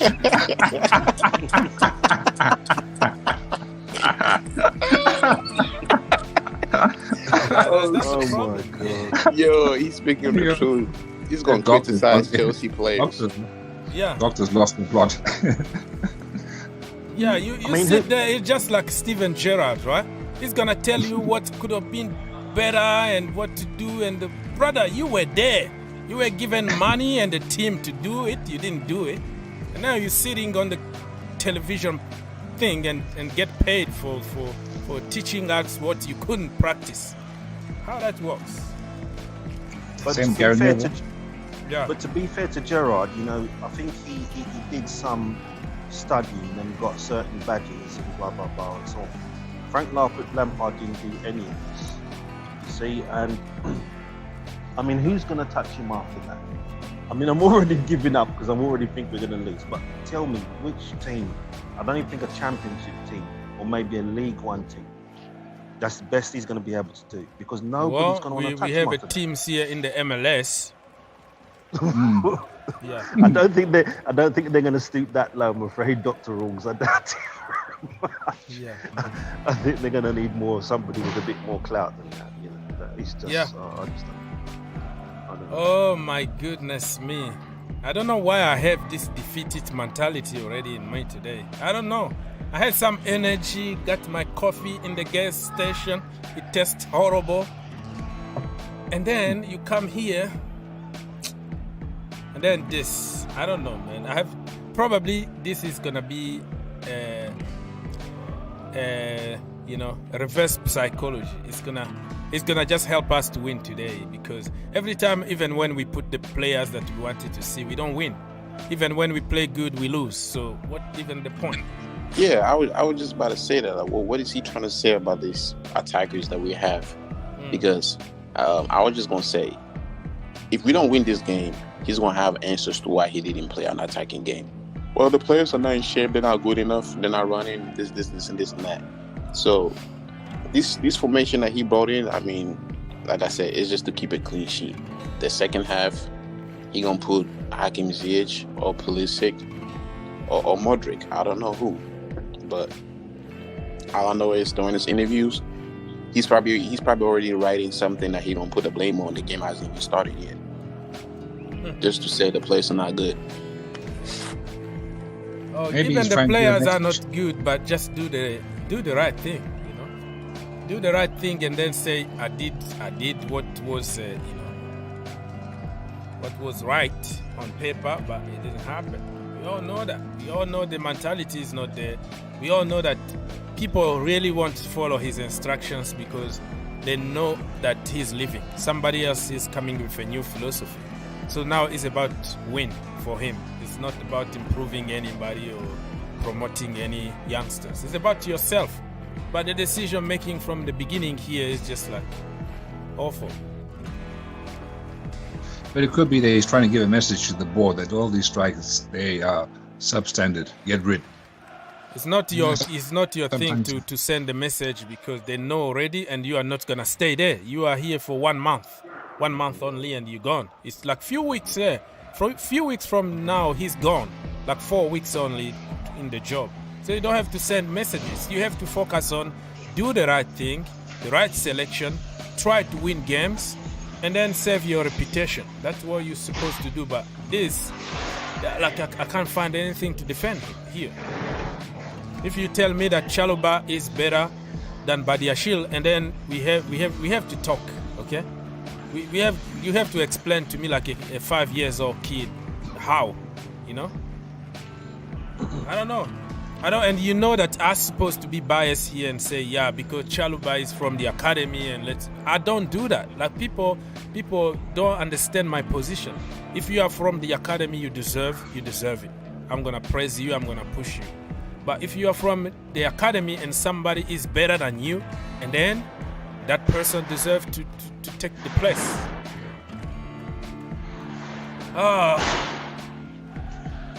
Gentlemen, Dr. Orgs, I've got to go because I'm at work. So I just had to just jump on and put my 2 cents. So I'll be listening. That dollar and make sure on your way back home, get some holy water. And then you you take a glass of holy water tonight. You forget about this crap, man. Thank you for jumping in. Thank you. I'm going to need to bathe in a bath of holy water. That's what I'm going to need to do. All right, gentlemen, have a nice evening. Thank you so much. Ciao. Yeah. Thank you, Bye-bye. Mr. Andrew. Bye. I'm waiting for the prophet Aziz to come with these. Yeah, Aziz promised to fight me at the end of the game. He's gonna be here like, I told you, this is the worst coach that never happened. He's gonna come here and punch the table, punch the computer and everything. Aziz, I think he's at work right now. Otherwise, he was going to jump in and say, I told you, all these are prevented. I knew what was going to happen. Mr. Dramish. Hello? Mr. Karamo? Are you there? We can see you, but we can't hear you. Mr. Karamo, we can see you, we can't hear you. No, he got some audio issues, some connection issue. Come back when everything is fixed. Okay, my people. So 20 minutes or 22 minutes until the kickoff. Get in the comment section or call us. Give your opinion about this. You know, we really don't even know what to say at the moment. If we win today, he's gonna be. I told you so. I know better than you. But you don't win today. No defending today. Sorry. Whether we win or we don't win, still no comments from Frank Lampard. That lineup, this is the first time I've seen a lineup that gave me a stomach stress even before the game started. Telling you, I felt chills looking at that lineup. Like, oh my God! Like, Brentford is playing a back 5-3-2, and we also here playing. I don't even know. So who's going to score? At least Brentford, they have Tony in front. For us, who's going to put the boy in the net? Gallagher is going to score a deflected goal. Kovacic with one of those golazos from nowhere when he doesn't think about shooting. Who else? I predict Fofana on a corner kick. Kante will score. Kante? Yeah, he owes us big time. After all those misses against Madrid, he's bound to score.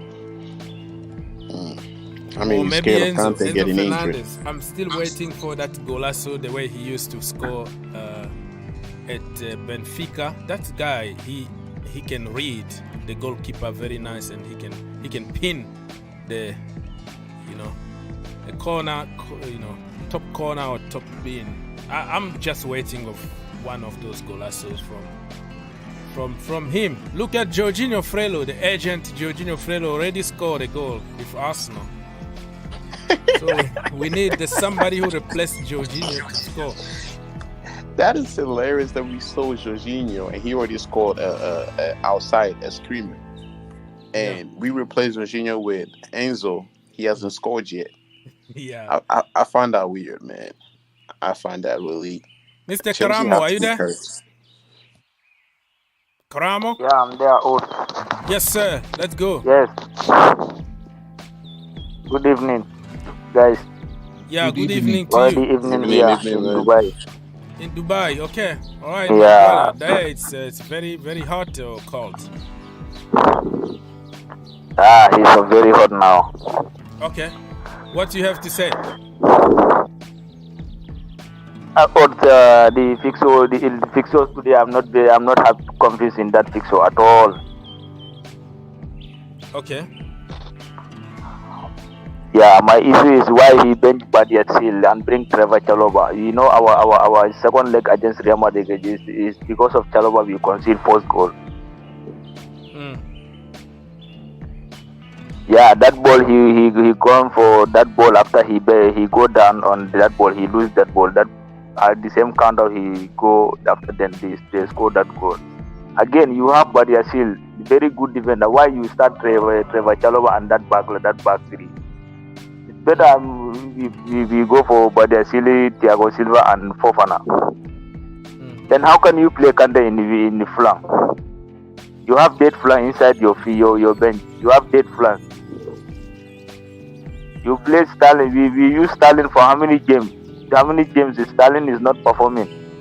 Still, you have Aubameyang. Today give Aubameyang the first half chance. Yeah. This fixture today also still. This fixture today really, I'm not convinced about this fixture. Really. Yeah. I lose confidence about Lampard. Lampard came Chelsea to make us to suffer because of this. We cannot even understand odds really. Okay, all right, Aziz, what do you have to say? Yeah, Hey, keep your anger at the end of the everybody. game. Yes, sir. Aziz, good afternoon, everybody. Good afternoon to you, sir. Yeah, sir. I just got from work just now. Okay. I want to apologize on that stupid formation I saw. I'm apologizing on the coach's behalf. That's the worst formation I've ever seen in my whole life. How is N'Golo Kante playing as a winger? I've never heard that in my whole life. And secondly, are you sure he's gonna play as a winger? Let's wait and see what is gonna be the strategy, right? Folks, he is. You know, against Real Madrid, you know that chance he had? He was in a wing position for him to get out that open space. You know, but I believe defending-wise, it's going to look like a 3-4-3. Somebody really swallow me right now. The earth should swallow me right now because I don't know what to feel no more. I wish this few weeks we didn't play any soccer game. I felt so relieved. So nobody's draining my energy. No, I know all Chelsea fans felt the same way. Nothing is draining us until we saw this useless, incompetent coach. Back again with it. My first question is, how is Badiashile not able to get into this squad if you are going to play a 3-5-2? Very disappointing. Very disappointment, Victor. Very, very. That one is my own concern again, bro. How come you play Chalobah, you don't use Badiashile? Because all we need is a 1 point to escape relegation. You have your attackers in there. Why don't you play more? Why is Sterling playing? Because he has a big belly. Is Aubameyang injured? Big bottom. Is Aubameyang injured? No, he's on the bench. He always practice. He always train good, but he's not on the. To be honest, I don't know how this coach became a coach in the Premier League. He's one of the worst coaches ever. What if he wins today, bro? But even if he wins, he wins by sheer luck or mistake. Really? Yeah. What if we play very good today and we smash them like 3 convincingly? One reason why what's the name of this team we're about to play? They don't have anything to lose. Brentford, they don't really have anything to lose. So even if we win, it's by sheer luck or the god of football is by our side. But me and you know that that's not the right formation. You're playing players at the wrong position. We've argued about this stuff, playing players at the wrong position, play them in the right position. How is Kante playing in a wing position? How is Sterling has been one of our poorest players ever playing in this game? Yeah, very good question, Mr. Gordon. You are in the building. Hey guys. Yes, sir. Morning, evening, afternoon. I don't know about today, the lineup, but what I saw was that against it looks similar to what we played against Real Madrid. Similar, but not the same. But what I saw was in the first 60 minutes, Gallagher and Kante made it difficult for the Madrid midfield. They faced difficulties. So I don't know if that's the same thing he wants to play, but I'm just sitting and being a spectator and see how this will play out. But yeah, I don't know how it's gonna play out. But Aziz, your microphone, we can't hear. I'm not sure if they're going to be wingers. I don't know how they're going to cut in and cut out, but I want to see what they're going to do on the pitch, and then we'll come back here and cry that's the or only laugh thing about that left, because I lack even word at the moment. All I can wish is let's see what's gonna happen. Let's play the first half, and then let's see if he wins, and convincingly we can understand, because I've seen Mourinho come up with something like this, but because Mourinho already been with the team for years and he earned people like Mourinho, Thomas Tuchel or Pep Guardiola, they can surprise the opposition. They can come up with 11 wingers on the pitch and try to win the game. I've seen Antonio Conte leaving Eden Hazard on the bench and Diego Costa and Matic, and put them in the second half, and then bam, destroyed Tottenham Hotspurs in the second half. So I don't know what the strategy is. Mr. Owens, I want to tell you something. Sorry to repeat. If I'm a defender in Brentford, because we might not have played the biggest game in the way these guys have played, but being a defender in Brentford, I'll be happy to defend against N'Golo Kante, Sterling, and Gallagher, because these guys they are not going to be this kind of a player whereby I have to be watching my back. Yeah, that's true. Every time. Even I will be happy to defend against these guys. They are not even need to defend against them, because all I just have to just play, because they're going to play the ball within themselves. It's not like, this guy's going to do a 1-2. I have to look at my back. He's going to create a space. I have to look at my back. He's going to create a 1-2. You know, those kind of strike and run, a poach and run. None of these players is going to do that.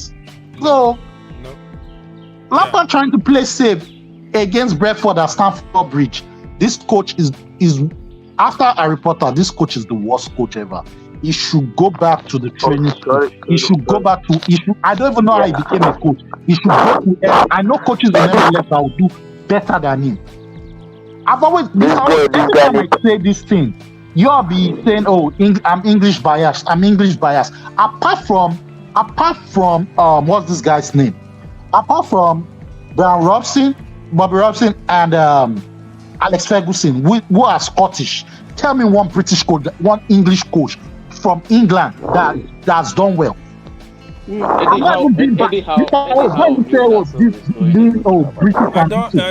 Mr. I'm just asking a question now. These are the kind of topics that I feel very uncomfortable about talking because I am victim of discrimination and racism every single day of my life. Let's keep it what they do, okay? Players, because there is nothing wrong by having 11 Nigerians in one team. And you know what I mean? Because if you deserve, you deserve it. It's your land. There's nothing wrong by a Nigerian local boy to coach his national team if he's good. He might be bad, but there's nothing wrong. You know, what we see here is just becoming like very, very discriminatory. I'm sorry. Maybe it sounds like that, but I'm very sorry. That's not what I meant. I'm just being a passionate fan, asking a question. And somebody brought up something about Steven Gerrard and Lampard. If you make a comparison, at least Steven Gerrard can come out and say, I won the league for Rangers. Can Lampard come out and say, what did he win?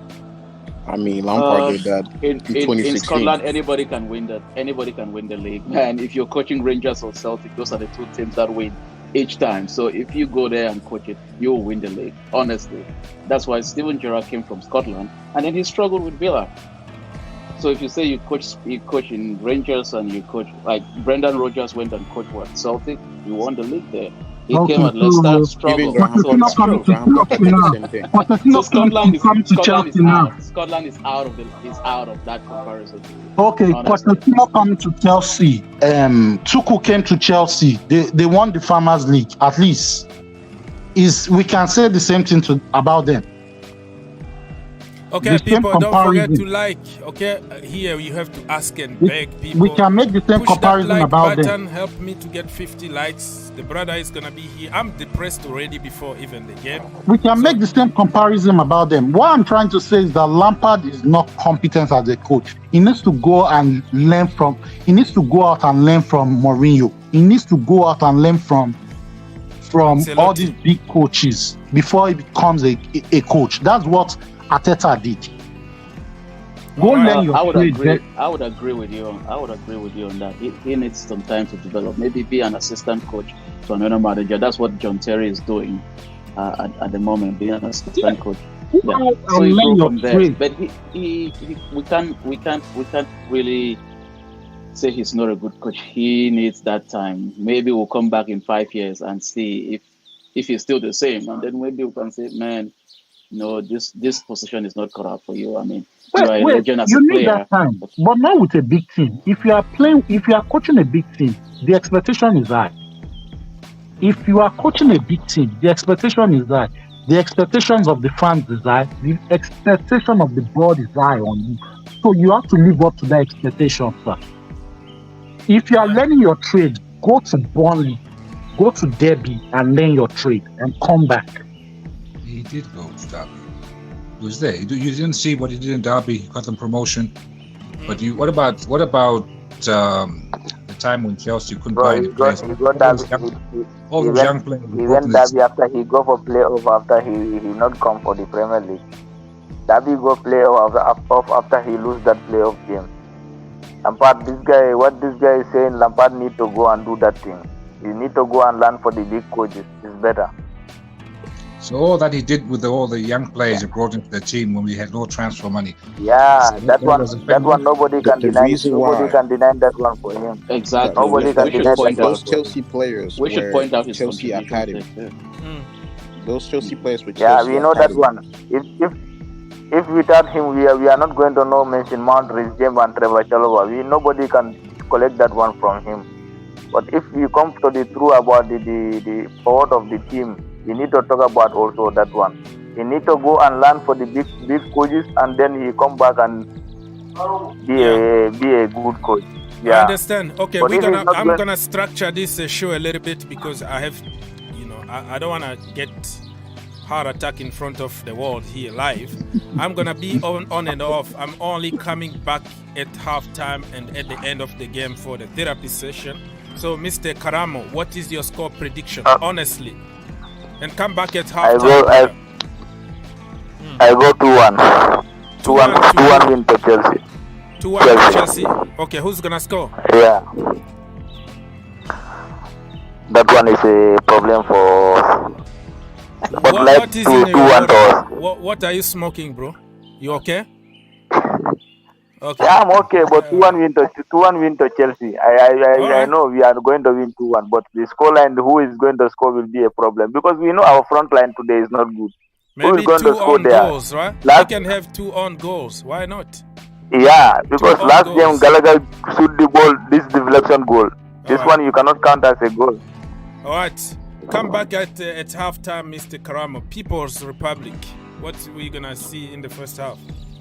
It's going to be first half. I don't know. Definitely a draw. A draw at first half. And yeah, it's probably game win the draw as well. More like the smells of a draw this game. Okay. 0-0 or 1-1 or something like that. More. We'll be bored, put it this way. Yeah, I want to watch this game carefully. So I have.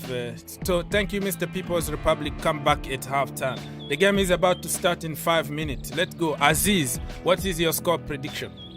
So I can give you some time to relax. I don't even know. You know, I don't know. 2 own goals from Brentford. 2 own goals. 2 on goal from Watford. All right, Aziz, thank you so much. Come back at halftime. My brother, let's go. Mr. Le Français Dev. 5-0, Chelsea to lose. Chelsea to lose 5-0 from Le Français Dev. Mr. Gordon. Oh my, no, this is not a lose. I smell a 1-1. Sterling to score 1. And then Ivan Toney will score 1. And then we'll get our magic 40 points. Okay, magic 40 points. So we're getting 1 point today. Yeah! Exactly. We're getting a point. Okay, my brother. Okay, get your holy water ready and come back at halftime, all right? Exactly. Thank you so much. All right, everybody. I'm going to leave you with audio commentary because I can't really handle I want to be able to handle like the watch along, all the emotions. I have to watch this game carefully to understand what Lampard is trying to do. And then, yeah.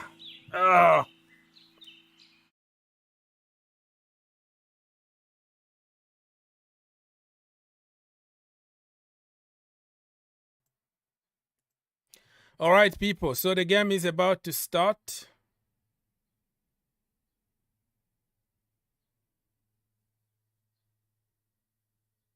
Nottingham Forest already missed a penalty. What the hell? So Nottingham Forest game already started like 15 minutes, almost 12 minutes ago. Wow. I didn't even know. I thought they were going to start in like 2:45 Eastern time, but they started already. They just missed a penalty against Brighton. Oh my goodness. They just missed a penalty, people. So I will be back here again at halftime just so I can open the phone again and discuss about what is happening. So, oh my goodness. So for people who just join us, we have 1, 2, 3, 4 games, right? Nottingham Forest against Brighton is 0-0 so far. And Forest just missed a penalty. Surprise. And the Chelsea game is about to start like in 3 minutes from now. Chelsea against Brentford. West Ham against Liverpool also to start in 3 minutes. And Manchester City against Arsenal game is going to start in like 15 to 17 minutes from now. Thank you for your support, everybody. Don't forget to like, subscribe, and share. It doesn't cost you anything. It helps the channel a lot. Click that like button, people. If you appreciate everything your brother is doing here, you know, the sacrifice that he does, all you have to do is to click in that like button and subscribe to the channel. All right, the game just started, people. Let me just focus and see what's going to happen. Enjoy the game, and I will see you at halftime. Oh, Chelsea, man.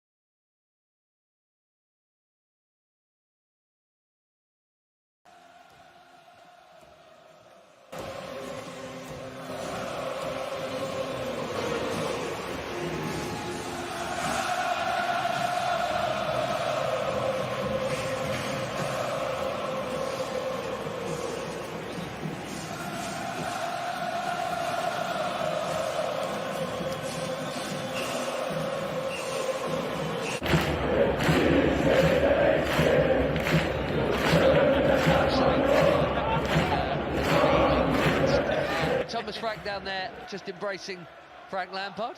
Frank Lampard. There they go. And captains are in the centre circle. Nice to see Aspie back with the armband on. Brentford fans have not had far to travel. I'm just looking at the shed end, and there's plenty of them in there. And who knows, really? I mean, it's pretty even this. They haven't won in 5 either. And let's see if we get some entertainment, Joe. Yeah, absolutely. You know, they don't score too many goals away from home. I think they've got 6 in 2023, and 3 of those come at Brighton. So this is one of those where perhaps we know that the trouble they've got, know that the player they've got that causes other teams trouble, should I say. But this will be a game where I don't think there'll be a huge amount in it, which probably says more about the season that they're having and the season that we're having. But like you've already pointed out, they beat us 4-1 here last year? I tried to black that out, but I think it was 4-1, wasn't it? Yeah, it was 4. Ericsson finished it off at the end of the at the shed end. Vitaly Janelt, who hadn't even scored in the Premier League, got 2. And you know, lest we forget this. I know he's starting to look like a better manager the longer he's not here, but there were plenty of problems under Thomas Tuchel in the back end of that tenure as well, and that happened. Anyway, Matthias Jensen, who's started every single one of their games this season, is over the ball. Brentford in their red and white are going to play from left to right in this first half, attacking the Matthew Harding end. They've made 3 changes as well, and away we go. All the way back to David Raya, all in yellow, who boots it long down the far side towards Tony. Azpilicueta does his first little jostle, and now he'll take his first throw in. 10 seconds in. Anything alerting you about shapes, Jason, early on? No, it looks like they're matching all over the pitch, to be honest with you.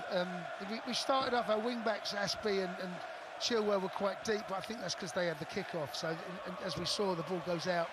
Chelsea got a bit of possession on the right-hand side, though. Well, there's a cross into a box where there was only one Brentford player and not a single Chelsea player. Picked up in midfield here. Remember, it's 3 of them again. Enzo, Ankova and N'Golo, who's winning back of the ball here, high up against Real Madrid, combined with the Gallagher energy. You feel it should have brought something, just missing those finishing touches. And it was N'Golo himself early on, wasn't it, pulling that left-footed shot wide. Back with Thiago Silva here. And to his right is Fofana. Just looking at Alonso. Looking at Enzo, I do apologise. He looks, there's a bit of a triangle with him. Connor is playing a number 10 role, and Cover is dropped into that deeper area there. I think we've seen this feature actually where Enzo is the deeper of the midfielders.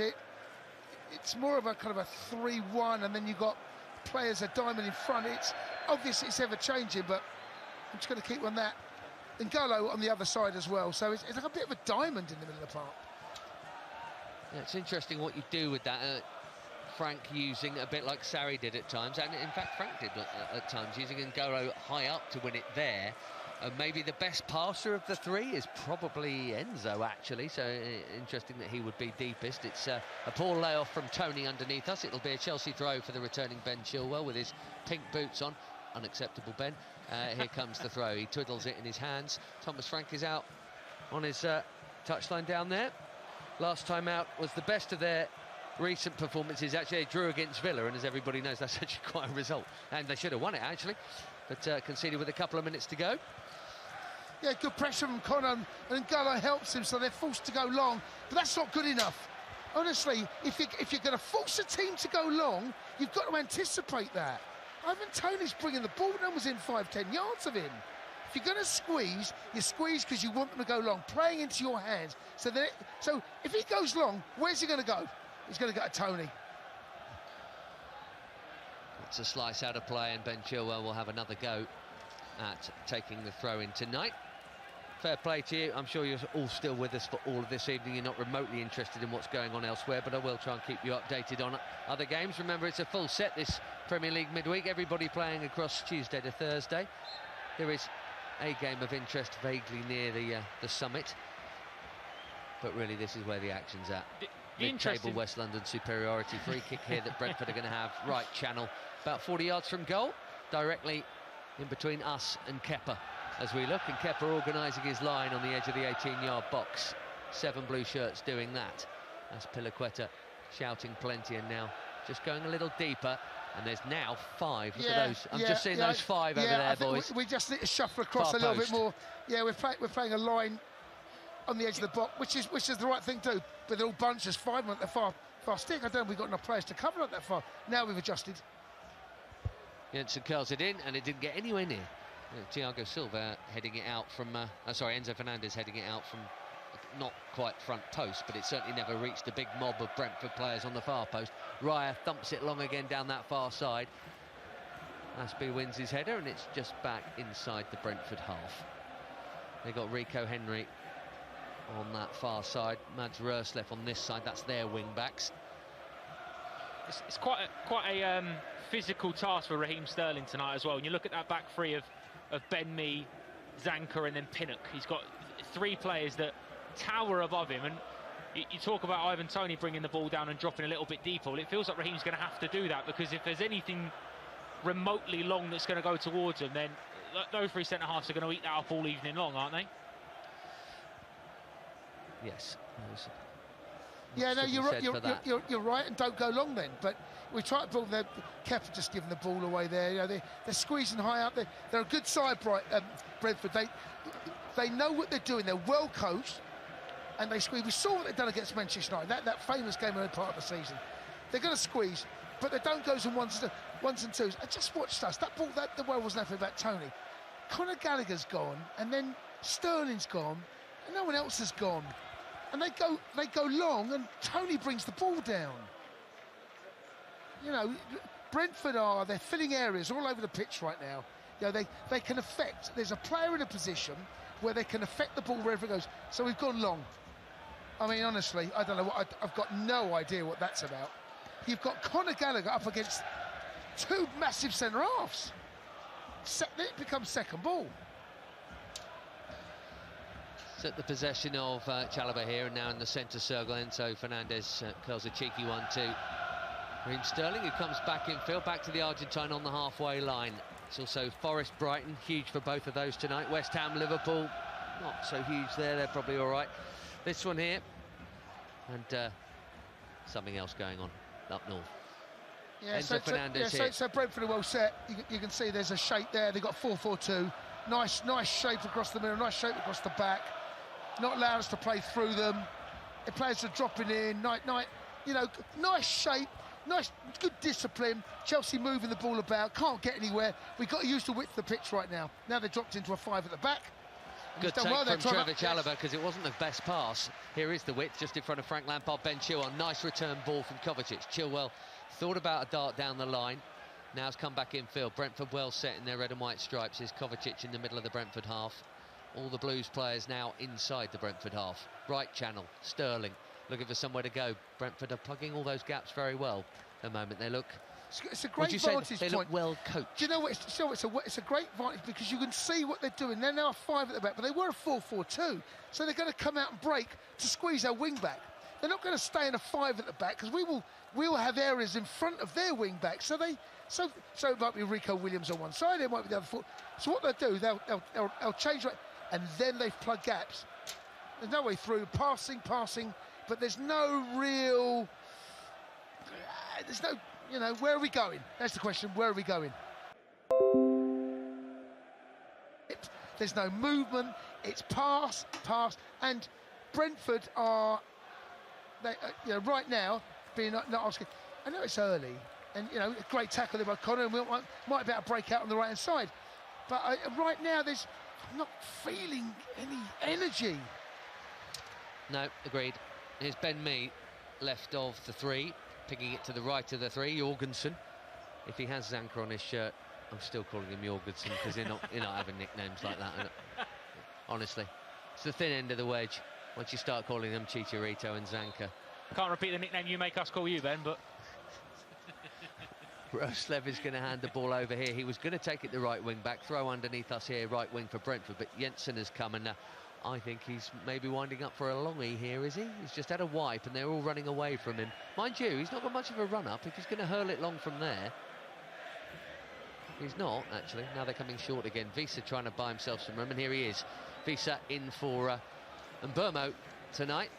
Visa, who was denied by Kepa. What I will say about Brentford is that they're a side that you always expect to put in a big turn, big shift. But occasionally they can throw in an absolute stinker. They can. And you've got to ask questions of them, though. You've got to force that. You've got to... Yeah, they've been comfortable so far. You know, where's the press? We're miles off them. You know, we're going in ones and twos. Sterling's gone to the goalkeeper. He's gone long. They don't mind that ball. Rico, he's over the top there. Rico Henry on the chase, and he's actually won that throw. The last touch was off Aspie, over by the far corner flag down there at the Matthew Yard again, far side. Brentford throw, so everyone is now up in the Chelsea half. That's come from our press, and they've got a throw in. Now you wonder if they do go a little bit longer, though, because I mean Ivan Toney's showing no interest in the ball here, though, which always concerns me when a striker like him is not interested in the ball, because I always think he's 2 or 3 steps ahead, which concerns me even more. So the throw towards the front post. Long throw coming in, nodded back in towards Kepa, came out one hand, good right hook that, needed to be as well, hooked back into the mix. Rather desperate headers, Visa pulls the trigger, and it's scramble clear. Conor Gallagher on the chase here, on a big chase here, and he might win it, Conor. 1 or 2 home fans wanting a foul. In fairness, Conor is not appealing himself, and Jorgensen just got there, but he nearly, as a player who began as a second favourite there, Conor Gallagher, chased it down. There's no substitute for that. That's what you get for Conor, though, isn't it? Like we were saying before the game, you're looking for a player to chase lost causes, to never give it up, to kind of set the tone for the players around him. If there is a little bit of a lull, if there is a little bit of sort of staleness that feels a little bit in the atmosphere around Stamford Bridge at the moment, when you see Conor Gallagher chasing something he's no right to get anywhere near, and then he gets near, it gives you a little bit, it gives you that 5%. And to be honest, at the moment, 10 minutes or so in, I think everyone around Stamford Bridge needs a little bit of that at the moment, needs a little dose of that energy and that kind of encouragement to get something from it, because Brentford are doing a very good job at making us look quite laborious in possession. Jorgensen's throw will bring another, and he won't take this one. Jensen's going to take over instead. And Yeka just trotting back to the edge of that box, keeping an eye on him loitering in his green boots. Ben Mee is up, he's scored here before. And Burnley claret. And right around the edge of that 6-yard box, it's becoming crowded, and Jensen hurls it in. Strong header clear, and he might have another go here.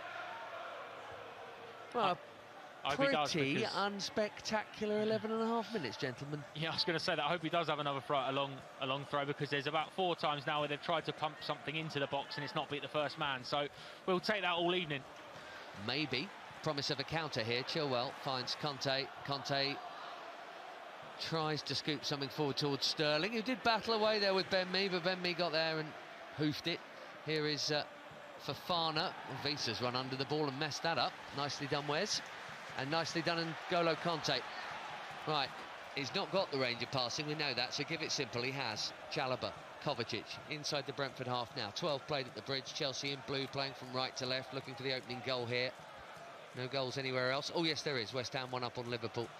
And here is Enzo Fernandez. Yeah, no runs. Everything's in front of Brentford at the moment. There's, there's a lot of runs in behind. You could. I know it's hard when they play a 5, and they are a 5 at the back right now. Oh, giving the ball away this time, Enzo, and they look at to spring that trap.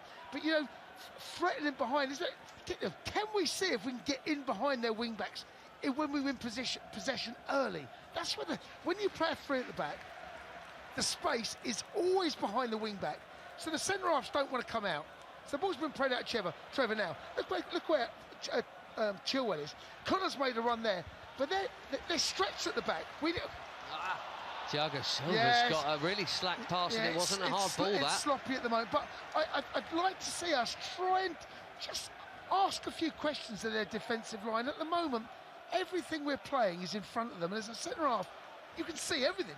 You want to see that. What you don't want to see is the number on the back. You want to see chase them into their own half.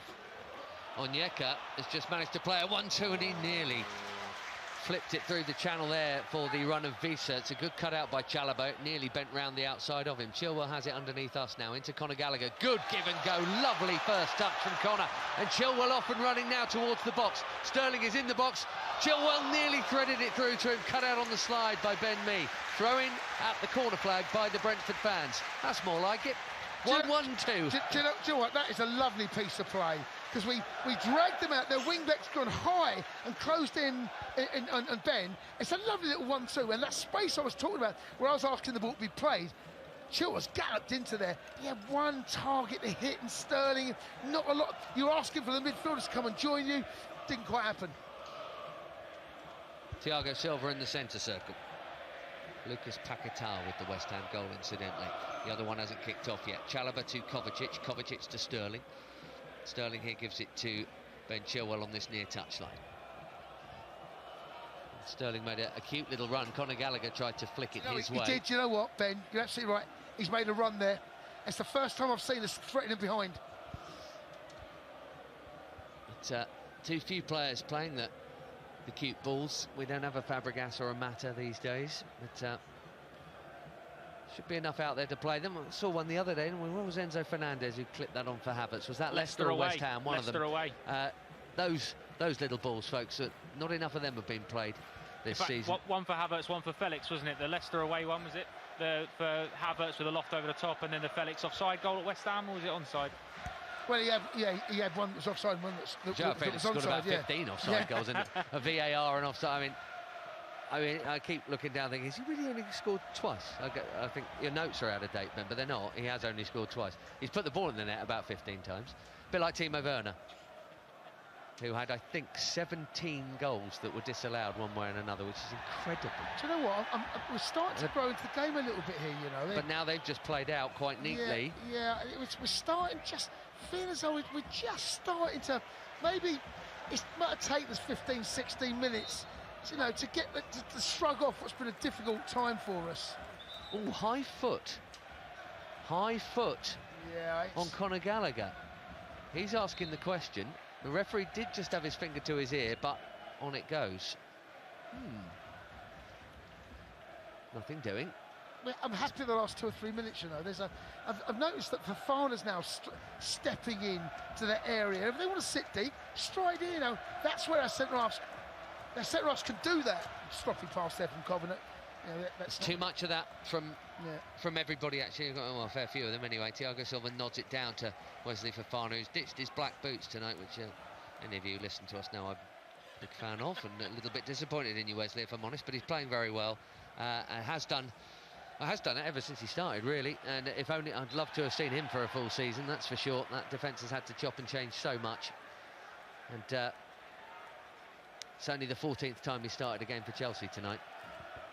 He's one, isn't he? You know, we talk about the younger players and you forget about him because he's already so important to this Chelsea team and already kind of a first team regular, but he's still so young. You know, he's a player that's going to grow into this Chelsea mould. And you know, you talk about the centre halves that Chelsea have had over the years. I mean, if you can talk about him in 8-9 years to be even in the same conversation as a lot of those names, then he'll have done very, very, very well at this football club. But plenty of time for him. But like you said, that disappointing to have such a terrible injury so early into his Chelsea career. And you know, not that it's ever good to be out injured, but if it was, the fact that he missed the World Cup as well, the fact he wasn't rushed back and he had a little bit more time to grow into it, he's probably made more games this year than he would have done any other season with the same injury. And he's just headed it clear there, and it's always interesting amongst a disappointing season for any side. It feels a bit harder to pick out good players, but I don't think there's anything but positive things to say about Wesley Fofana in an otherwise largely disappointing team. He's been excellent. Absolutely. Chilwell forward to Gallagher, nicely done again. Another good first-time ball from Conor Gallagher. He takes it nicely from Kovacic as well. Plays a little reverse ball down this left side for N'Golo. And Golo just put the brakes on. Fans enjoyed that. Conor Gallagher, right of centre, curls it in. Raheem Sterling probably doesn't want to be challenging for headers like that, but he did, and it's actually off a Brentford head, and it's a shed-end corner to Chelsea. 18 minutes in. Yeah, better. I felt, Ben, that the last 4 or 5 minutes, there's been a little bit of a change. Look, we've had a tough time. There's all over the football club, and Brentford come here, okay, not in brilliant form, but they've had a great season. In stark contrast to us, I feel as though there's just a little bit of authority being asserted right now by us. First corner coming from the far side, and it must be the left boot of Ben Chilwell. I can't tell from here, he's so far away. Merging in with the hoardings. Gakpo equaliser for Liverpool at West Ham. Forest 0, Brighton 0. Disappointing corner, that. It was. You know, and I actually think his corners have generally been decent. It's a Premier League disease, I'm afraid. Yeah, 100%. Brentford have had 3 or 4 of their own so far today, haven't they? Where not beat the first man, and you can hear the groans from the away end when it happens there, and likewise the home fans. Thiago Silva on the halfway line, and Brentford fall back into that back 5, 3 and 2, with Ivan Toney and Johan Wissa being the 2. Wissa, should I say. I've been corrected earlier this evening on that. I'm happy to be so. Enzo Fernandez here to Wesley. And Trev, if we're doing first names. And Ben. Sideways, backwards, sideways, backwards, sideways, backwards.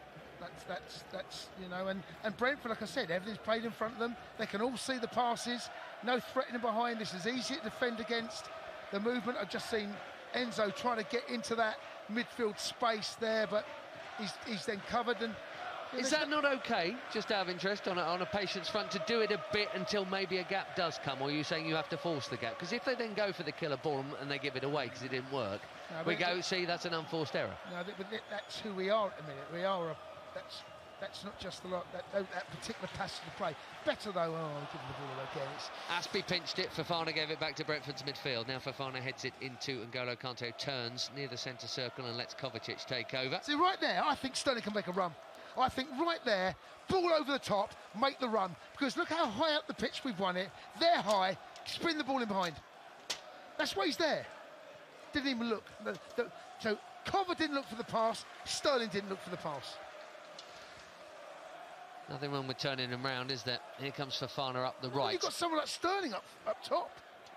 That's Piliqueta with the cross. Gallagher nearly got there with a header.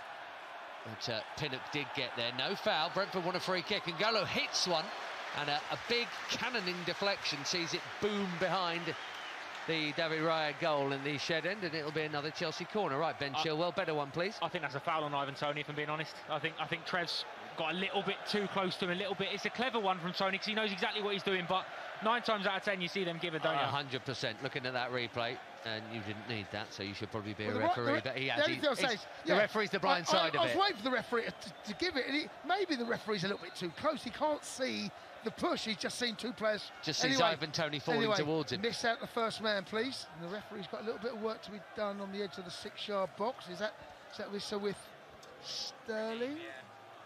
And Ben Mee, and Sterling's so little, he's hiding behind. City have won the league already, by the way, folks. That's all over. You knew it was going to happen. It's the most painful death by 1,000 cuts over the last month. They're winning already. Chelsea have a corner here at the shed end. We're waiting for the first goal here. Hopefully it comes now. No, that's easily headed out by Onyeka. First man, front post. It's painful. It's painful to watch. You know, you've got someone with a wizard of a left foot in Ben.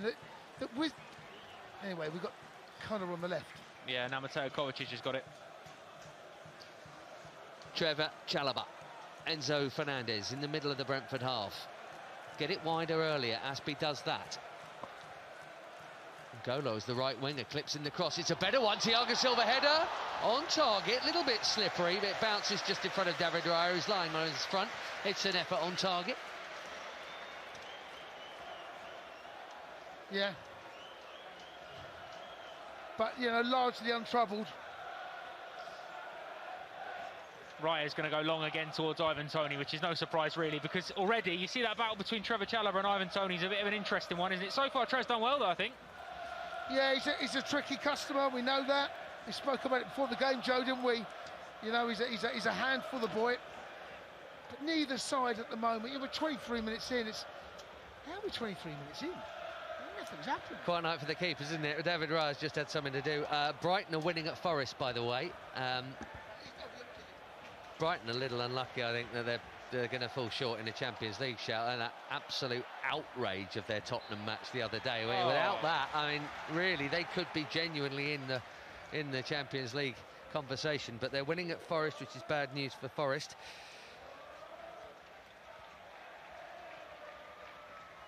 Enzo Fernandez here. 16th start every game. Chelsea just getting, well, I imagine there's not any changes in the offing, but Noni Madueke, Benoit Badiashile and Ruben Loftus-Cheek have just been sent to keep warm. I wouldn't mind seeing a bit of Madueke. I feel like we haven't much. Raheem Sterling nips away just from Visa, gets it back and gives it to Chalobah. Frank Lampard is waving his players up, saying, go on, get up there. Ben Chilwell, this side, infield, Kovacic. Little predictable. Yeah, the problem I've got right now is that there's no threat in behind. You know, everything's in front, and you know we work well up to the edge of the penalty spot, but nothing really. I don't know what's happened here, Ben. By the way, man down. He's just taken one in a very uncomfortable area from Ben Chilwell's cross. So I don't think we'll see many close-ups to that one. But I want to. But I tell you, let's give him as much time as he needs, because we've all been there. Yeah, let's allow him that one. Yeah, he's still down, and what's amazed me is that there's no medical team that have come on. Oh, it's Mads Roerslev. Mads Roerslev. He's all right. He's bending down and touching his toes. That's probably where they are right now. Chilwell over the throw near the Brentford fans and that corner flag. Conor Gallagher making a darting run. Sterling coming short, and it does go to him. Now he gives it back to Ben Chilwell, who's very tight in there. How are you going to... Oh, he has wriggled out of it. Kovacic fires it in at Sterling, whose first touch was a killer one. Oh, and then Kovacic has slipped. He's still passed it off the deck to Chalobah, who's thought, well, if none of you lot are going to cross it, I will. But it's comfortably headed out by Pinnock. There might be a counter on here. Aspie is in a bit of a race. Do you know what? He's kept really... Didn't he just? And he got his block in. Let me tell you, he is quick, and I really like him, you know. I have to say, Aspie there, rolling back the years. How's he done that with Rico Henry? Rolling back the years. Who, for me, is a shout for England squad at some point. Yeah, absolutely. I agree with that. Yeah, agree with that. I don't know if he's anywhere near, is he, or is he? Well, he will. He should be. He will be. It's, you know, the competition in front is Luke Shaw and Ben Chilwell, right? And there's Tyreek Mitchell, I think, got the nod ahead of him, didn't he, a few squads ago? But long throw coming from the Brentford left, and it's headed out. The set pieces have not been good from either side tonight. Now there's a chance to cross it though. Jensen, that's a better ball in towards Ben Mee, who got a glancing head on it, having come up from the back. It's harmlessly behind and 15 yards wide of Kepa's goal, but he did get up there, and he scored with his bonce actually at the shed end before now in a Burnley shirt. And Kepa is just placing the ball on the edge of his 6-yard box. Not very much for him to do. Barely anything for David Raya at the other end either. And on our production WhatsApp group earlier, we were reminded by one of our number that Rico Henry was in the Walsall team when Chelsea went there in the Cup. Jose gave Papi Djilabodji 58 seconds of debut. 58 seconds that you and I are never going to get, Joe. I was about to say that, Ben, unfortunately. So I'd have taken 58 seconds. I'd have taken 57. Yeah.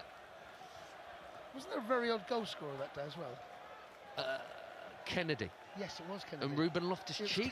Did Ruben Loftus-Cheek set up Kennedy? It was Kennedy. And Pedro.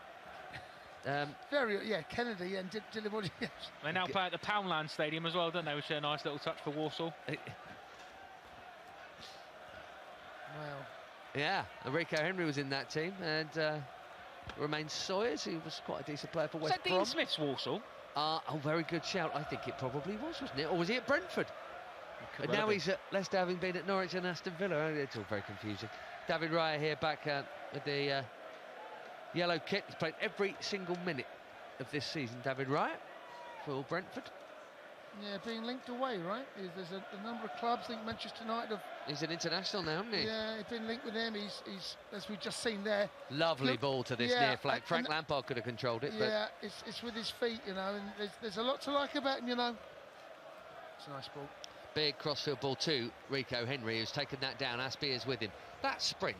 Oh, you've been away that long. Yeah. Remember when Koulibaly had to turn it on and it pinged the hammy, didn't it? In the match against Real Madrid, Rodrigo it was. He had a chase a bit like that, and you thought, you'll get done here, and he didn't, but it did for him. Pinnock in the middle of the back three in the centre circle plays it out. So Ivan Toney's dropped into that midfield area. Not seen much of him, have we? Got Whistler down the middle. He's the one that's kind of dropped into a little bit of a supporting role, number 10 if you like. Roslev popping it down the channel for Onyeka, down near the corner flag at the Matthew Harding end. Onyeka tracked by Chalobah. Now it's back with Vitaly Janelt. Oh, look out, back in towards Onyeka, goes down. I don't think that's a penalty in a million years. He has thrown himself down there. There might have been a hand coming out to tickle the shirt. Shame on you when you could have got a shot away. No, it's not a penalty for me. Looking for it, it's one of those, 2 years ago you might have got. You might. Honestly, why is that his first thought, not scoring a goal? Because slow-mos make everything look worse, don't they? He's pinched it. Kovacic has pinched it. And Chelsea trying to counter it. Wasn't a good pass from Kova to Connor there. That's not a good enough ball. Kovacic has been a bit slack these last few weeks. His passing's been off radar. And do you know what? I'm not even sure that's the pass. I know it's not a great pass. I'm not even sure it's on. Is it? I mean, maybe 2 feet in front of him is. We're just seeing a replay here, folks, of this. You're not getting surely that. Not. I mean, surely they're not even. You're not getting that. You're not getting that. No. You're not getting that. Get up. He's got a shove in the way. When you're running at the pace these players do, it doesn't take a lot just for a player to go just a little nudge. But there's got to be enough, right? Well, when is a nudge a push or a shove? But then you've got to throw in. And when you're looking for it, no, it's not a pen. When push comes to nudge. Oh, well done. I don't know. Or a nudge, I don't know. But that's a grey area, but that was a softie. Anyway, here's N'Golo Kanté into the box, pushing it wide for Fofana, tries to cut it back. Go on, N'Golo. Corner of the 6-yard box, lays it back. First decent effort of the game. It's taken 30 minutes. It's Enzo Fernandez looking for his first Chelsea goal, curling it from 20 yards, pushed over by Raya. It's good work, isn't it, from N'Golo? He gets into a position where you think hit it, gives it to Fofana, comes back to N'Golo, and again, I think maybe he hit it. I mean, it's a narrow angle. It's through about 10 bodies from Enzo. I think he's hoping maybe it gets a little deflection on the way in, try and bamboozle the goalkeeper. It's a comfortable save, but, it raised an eyebrow for Frank Lampard, but nothing more than that. N'Golo's the one there, made things happen, travelling the ball, very direct, driving at their backline. That's something we've not seen. Players take a bit of responsibility. Right, Ben Chilwell, third time lucky. The first two have been rubbish, to be honest. Just kick it harder, Ben, and a bit higher. There's your technical analysis from the geniuses on the gantry. He has done. It's much better.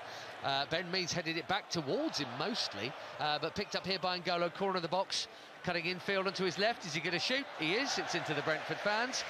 I don't really want N'Golo on his left peg from 25 yards having a go at goal. I don't mind it, Ben, to be honest. I think when we got to a position where we're not shooting enough, I think even so, it's a tester, isn't it? Obviously, it's not on target, and granted, I think N'Golo, the quality is, he probably would prefer, when looking back at it, does a little bit better. He could even shift it to Kovacic in the middle of the park, but we're 32 minutes in. That's the first real sighting we've had at goal. The first real thing that David Raya has had to do is palm over the crossbar. So, like we said, I think we need to try and create a few more of those opportunities, and even if they're half chances, at the moment, I think we'll take them. Thiago Silva, though, does brilliantly again, doesn't he? He's going to have to do that quite a lot today, because it is a real outball for Brentford to go long. There's a nasty one there from Roslev, just leaning to Ben Chilwell. They don't like that either, do they? Because that's a dangerous one where they just kind of lean in when they know the player's jumping. Martinelli done that against Southampton, making a back for him. When you're in the air going for the ball and someone does that, you can be spun around at any time. The lap of the gods, what you land on in terms of spinal things as well. I was just doing a quick bit of maths on my notes, and N'Golo scored 10 Chelsea goals. That's actually a couple more than I'd have guessed. He had 1 year where he got 5 in a season. Did he? Here's Fofana stepping into midfield. onto Kovacic. Good. Conor Gallagher, that's more like it, and there are options. Sterling and Azpilicueta wide on the right. This is Sterling who cuts in field. Left-footed curler.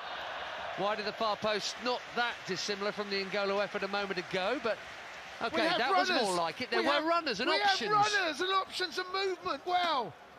My God, it's only taken 33 minutes. That's the best passage of play we've seen today. But you've got runners out wide, you've got players penetrating in the middle of the park, dropping deep, Brentford all over the place. You know, we've slowly but surely, the first 10 minutes, 15 minutes of the game, this was a ball fest, both sides. Now I felt we're starting to get a bit of pace. Now there's a bit of confidence flow. You know, players want the ball. You know, the earlier part of the game, Joe, Sterling's nearly. N'Golo there. Bounce, it's not tall enough. Just didn't quite get the bounce right, but players are wanting it now. Yeah. There's a bit of confidence that's spreading through this side. That's more like it. We've got about 12 minutes left of the half. Own goal from Pascal Gross 3 minutes into stoppage time at the City ground. So it's Forest 1, Brighton 1. Brighton's scorer was Buonanotte.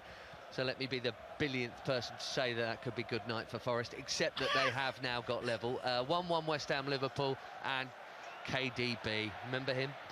Scored the goal that has City in front at home to Arsenal. Conor Gallagher dribbling this way and clipped rather cheaply by Jensen. He's getting on with the free kick, and then Chilwell is clipped as well. Although the referee, I think, had said you can't take it that quick. You know what? There's a bit of urgency about our game now. Hang on, runners and urgency. There might be goals at this rate. Sterling, Enzo as they took it really quickly, and David Raya grabs it. Urgency, runners. Yeah, but there was a malaise about our game. There was the way we were passing, lack of movement. No, all of that, I have to say, this has really developed into a much better performance. That 6 or 7 minutes in, I've got my head in my hands thinking, my God, this is going to be dire. But I've got to say, that this has got better for us. It has. Thrown on the far side to Brentford, just inside Chelsea territory. Need a ball, though. Back it comes now. The pink-clad ball boy has actually got a couple over there. Ball man. It's like the fella that Eden Hazard had a fight with, who is now an incredibly successful multi-millionaire businessman or something. Millionaire now. Overreacted his way to the top. In it comes, headed out by Fofana. Brentford still got plenty in the box. Visa is pushed out of the box. He's running towards us, really, and Onyeka here collects it. Ben Chilwell for company. Onyeka still being forced back. It's good. That is good. Good pressure, that. Do you know what? This is much. We've grown into this game. That's good from Ben. He's now N'Golo with him as well. Enzo's come up high at the pitch, forced them back. They've gone long. Now it becomes about the second ball. Can we win the second ball? Ivan Toney just had a touch in the Chelsea box, and that hasn't happened for a while. It has been now put behind, so Brentford have a corner from the far side. Their left wing in there, red and white. Hang on, David Raya. What's David Raya coming over here for? He's run all the way over here. Just having a little chat, isn't he, with the...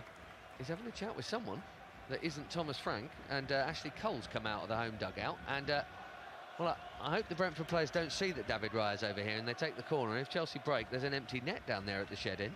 Damn, Raya spotting it. He's still talking. What would that have been about? I don't know, I thought for a second Ashley Cole was going to mark him. Yeah. In comes the corner, glancing header. Oh, God, it's in.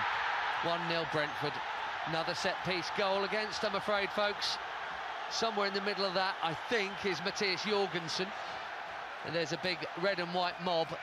And with 8 minutes to go in this first half, unless VAR helps us out, or maybe it came off a Chelsea player. Did anyone else see a second touch there? No. I wondered if there might have been a second touch. I thought there was a deflection on the way in, Ben, I have to say. Yeah, there were two touches. It's off Aspie, I think. Jorgensen flicked the header. And it's hit Aspie. It'll be an own goal. I don't know. Has he flicked it even at all? I don't know whether he has, you know. Well, it's certainly an own goal off Azpilicueta, whether it took a touch or not. It's an own goal. I'm not sure whether it's hit anyone, to be honest. It's a nice delivery in, but for no one to clear that, I mean... 1-0 Brentford, folks, late in the first half. It's another game without a clean sheet. Another one where Chelsea have conceded first as well. That has happened too often. 18th time this season. Gone on to lose 14 out the 17 times it's happened before, but plenty of time in this one. Just what I felt. Yeah, absolutely. Just at the end of Chelsea's best spell. You know, it really wasn't very entertaining to start the game, but... I mean, Kepa's had nothing to do. But it's a set-piece undoing.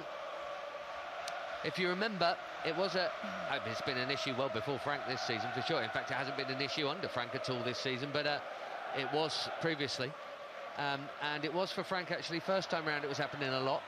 You remember right from one pre-season, and Barry was brought in, and actually it got a lot better. But there was his first season in charge, that the downside defensively was the volume of set-piece goals. Frank is sat down, arms crossed, and we're just having another look at it here as that corner comes in. Yeah, no, there was a touch. There was a Jorgensen flick, and therefore Aspie can't react. It's kind of bounced off his shoulder and gone into the far corner as he was looking at it. You're right, there was. Jorgensen now takes the throw, and Brentford are going to try and break here. Long ball up towards Visa. Difficult to judge on the bounce, but Thiago Silva did that well. Fofana having to turn and go all the way back to Kepa. I mean, the bloke's not made a save. He's punched one cross clear. Absolutely nothing he could do about that. Just one of those that it hits a player because it gets a touch from a jumper in front. No one in the world has time to react. Yeah, Aspie can't see it until it's clipped his shoulder and gone in. There's absolutely nothing he can do about it, you know. That's one of those, isn't it? Again, you know, we're seeing a cut of Frank Lampard on our monitor. When your luck's out and it feels things aren't going your way, goals like that tend to happen. But as we were saying just before the goal, there was a lot to be positive about the way Chelsea grown into the game, and now Wesley Fofana's got it.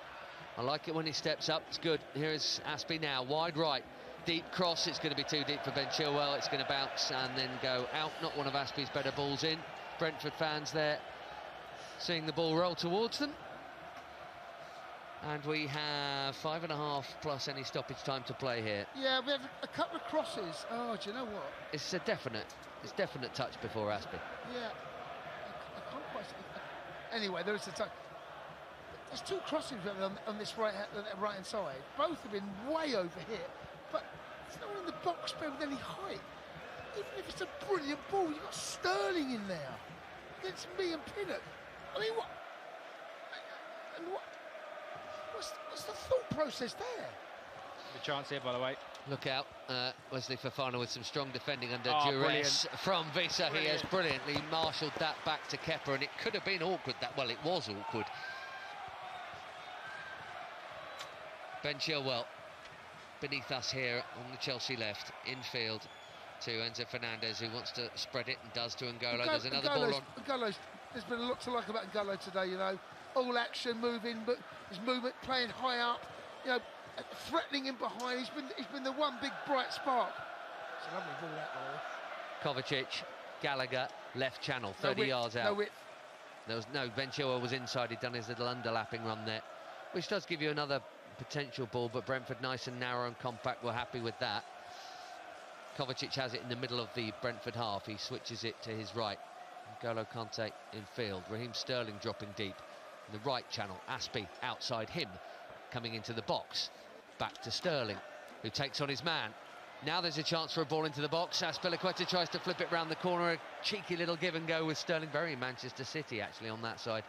But Chelsea keep the pressure on even after that didn't work. Sterling again tries that little cute inside ball. Good bit of pressure this though, nice. Yep. They're winning the ball back, but can't quite get out Brentford. Even though they're well set up, they won't be disappointed with the shape of the team.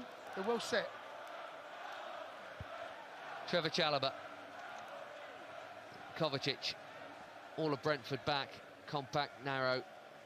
The compact 5, believe it or not, and a 5-3 and a 2. Wesley Fofana, like a sort of inside right winger here. Enzo thought about dinking it into the box, but again, I mean, Chilwell can jump, he's in there, he's got a bit of height, but I take your point. Without Kai Havertz, who's, you know, good size. Thiago Silva's drilled one here from 30-odd yards, and it's wide. I don't mind that. No. And you know, and but maybe you'd also say that Brentford won't mind that if Chelsea centre-backs are shooting from 30 yards. They won't, but what that'll do next time, there might be that thought process, got to squeeze the ball, it might create a little bit of space. But yes, it's you're right, they won't mind that either. Even the forward who is on the bench, Aubameyang's not exactly a big fellow who not bad with his head, but there was just a picture of him behind Frank Lampard. Aubameyang, Ziyech, Pulisic, Mudryk, Chukwuemeka, Ruben Loftus-Cheek, Joao Felix, Benoit Badiashile, and Edu Mendy, who, like many people in blue, will sort of want to forget this season. It's not really happened for him with a couple of injury issues. It's been a tough in season the World Cup break. For a lot of people here. Yeah. And do you know what, Ben? The reset button needs to be pressed. And the best part of one season ending is there's another one that's going to begin, and we go again, you know. But like I said in the build-up, someone's watching. There's a manager watching here. There's someone who's going to take over this football club's watching this, and there'll be parts of this he'll look at, and you know, it's not been great. It's been a performance from a side that looks like they're mid-table. We both are, and both are, yeah. Ivan Toney dinking a gorgeous ball to Visa, who should have hit it first time. The flag does go. I was going to say, it must have been close. I thought Toney was going to hit it. Yeah, me too. And I think that was the disguise for the pass. Was that we all thought he was going to hit it? Yeah. It's lovely. And then it's a gorgeous ball, by the way. Joe just said it. Got a lovely little delicate reverse kind of chip. Yeah, he's offside. He's offside. But nice idea, nice vision. It's that Harry Kane ism, isn't it? Of dropping deep and being able to play with your feet and link things up when I do think there's quite a lot of similarities between them, actually, completely agree. Forward. Completely agree. Slightly surprised it's taken as long as it has for England recognition. Yeah, that ball there, Sterling's come to feet. Keep coming to feet. Sorry, someone's got to make... In behind. Just make a run behind, please. Well, I don't see why we wouldn't have Mudryk doing that. And Golo's making a run in behind. Left wing, here he is. Sterling in the middle. Aspie trying to join him. Conor Gallagher. Here's N'Golo. 30 yards out, bang centre, it's Enzo. Now, Fofana, is he going to shoot from there? Everyone else is having a go. He's going to try and get a cross in. It loops, and Raya catches it. He goes behind his goal line, but the ball that definitely didn't. I think it's the first or second time I've seen a running behind where we've found the threatening him behind. Yes, that is the comfort of it, as Nick Hornby said. We'll forgive him being a gooner because it was quite a good book. And Fever Pitch, how you lose the cup final in May, season starts again in August. It's very comforting when you think about it. That's, and absolutely the run from Sterling's brilliant. Well, that wasn't about. And Conor Gallagher might find him now because almost. Do you know what? It's a great run from Sterling. Sorry, but Ben. But Chilwell's just under. He kind of chipped it in behind. You got to put weight on it. Get it in behind. Turn them around. That for me is the biggest travesty of this first half. I don't remember one runner going in behind with real urgency. Microcosm of this season, generally speaking, getting in behind teams just hasn't happened. Just hasn't happened. Long ball forward that's easily grabbed by David Raya here. We're well into the one added minute at the end of this first half, so that's probably going to be that. And a few are making their way off to get a pie or something. Do they even do pies in the concourses anymore? I bet they don't do pies in Bovril. It's probably, I don't know, what is it? Sushi and stuff, and kombucha and cold brew chamomile tea or something. Here's Aspie with the ball in his hands, but he's not going to be able to get it forward quick enough. Genuinely, can you get a pie in a Bovril in the I think so, mate, yeah. I think you can, yeah. I don't know. I'd be amazed if you can't. Bovril?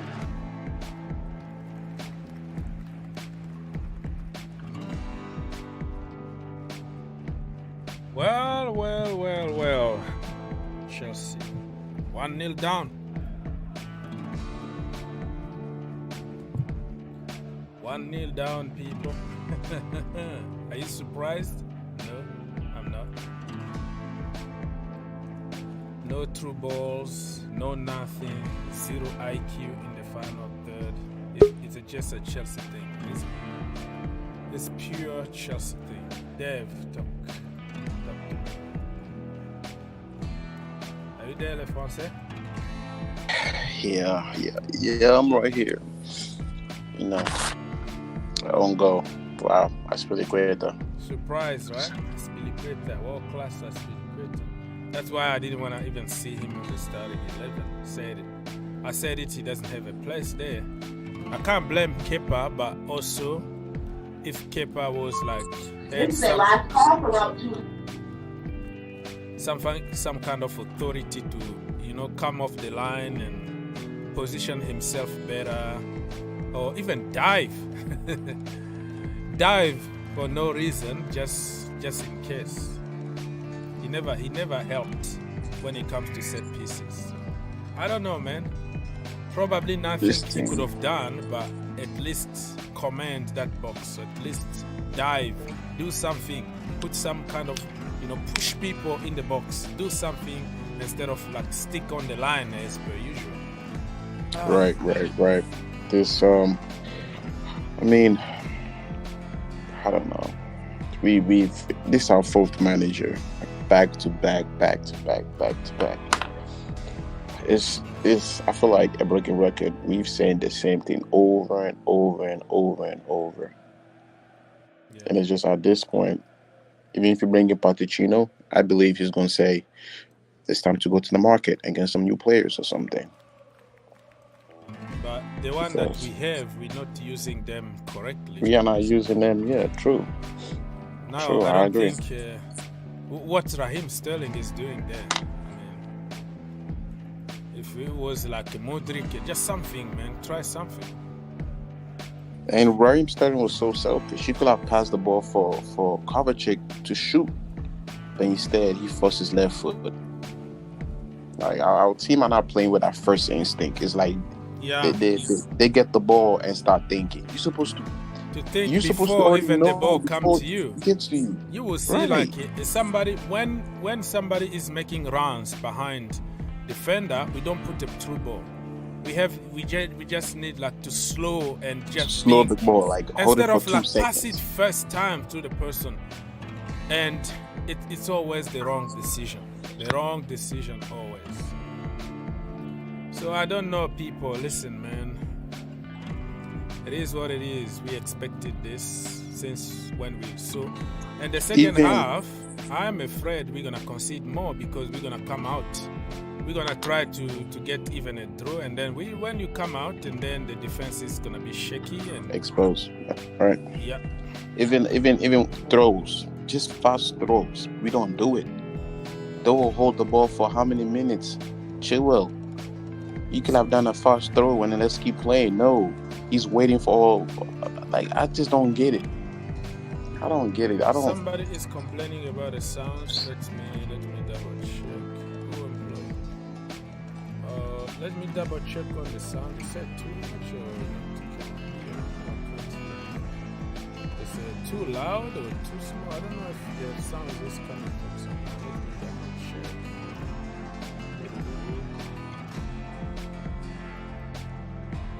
I don't know what you're talking about, my friend. I am trying to check here. I don't know. You can't hear me, or it's too loud? Or I don't know what you're saying. Sounds too much. What that even means? What kind of sounds? The background music or the microphone? I don't know. You have to tell me exactly what kind of sound you're talking about here.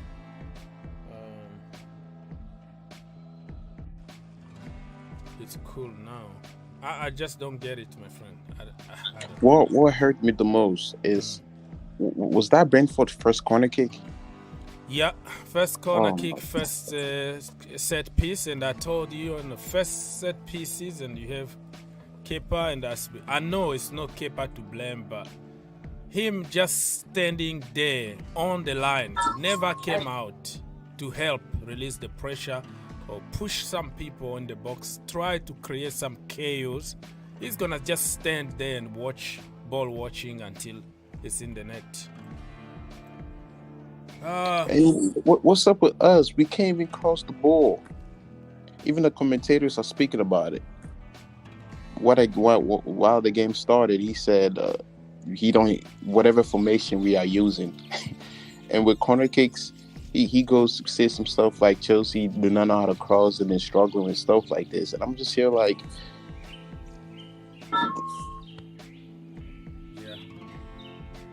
It's a problem, man. Problem everywhere. I don't even know what to say. People, you can join us now. And also, you like, man. Why can't we just get even 20 likes? Your brother been here for hours for the community. There are so many of us right now watching. Just click that like button, man. Don't be stingy like Chelsea attackers. We don't score.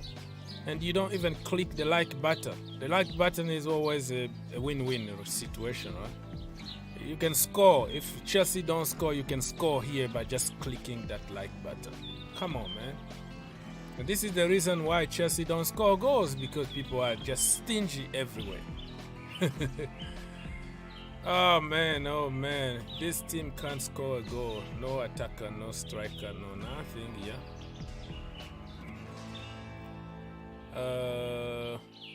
You just blame yourself for watching the game. Well, you can switch to the Manchester United against United. No, United are playing tomorrow, I think. Yeah, they're gonna play tomorrow. Today is City against Arsenal instead. So you can switch to City against Arsenal. At least there is some very good, beautiful build-up and some actions in the final third. And the City are leading 1-0. So you can enjoy the City game instead of depressing yourself watching the Chelsea game, right? Oh my goodness, people, help your brother get at least 20 likes. What's going on? Stingy on the pitch. Lampard, stingy. The players, stingy. The fans, stingy. I don't understand what's going on with my Chelsea, man. Murphy said that I don't think we approaching the right point here. Chelsea management is just mess up. Assembling happy dollar player is not same like assembling player who want to play. Yeah, this is also is gonna be a lesson for Chelsea fans online, because every time they say, when we are linked with somebody, oh, go spend money, to give whatever it takes, 100 million, it's not my problem. And then few months later, they don't do anything. They're just getting money. But if you promote a young man, you try to support that young man, people hate you because we're just supposed to spend a lot of money on dead wood. I don't see anything really some of the buys are offering in the team. Are you going to tell me that Raheem Sterling is going to give more than Chukwuemeka on that pitch? Let's be honest. But how many people here went, oh, spend money. Raheem Sterling, he's from City. He knows how to win. He's a bowler. I was telling people here, be careful what you wish for. Just because you cost a lot of money doesn't mean that you're going to perform good at Chelsea Football Club. I hope that this is going to teach people something today. Not even today, but over the years, that we just get too gassed for no reason. No reason at all. Buy. Sometimes you have already bowlers in the team already. You have to coach them and start performing instead of buying. You know, you're gonna find somebody like Harvey Vale. He's in the academy now sitting. Okay, Omari Hutchison. Are you gonna tell me that that guy is gonna do worse than Joao Felix or Kai Havertz? Come on. At least those kids got the heart. They are Chelsea through and through.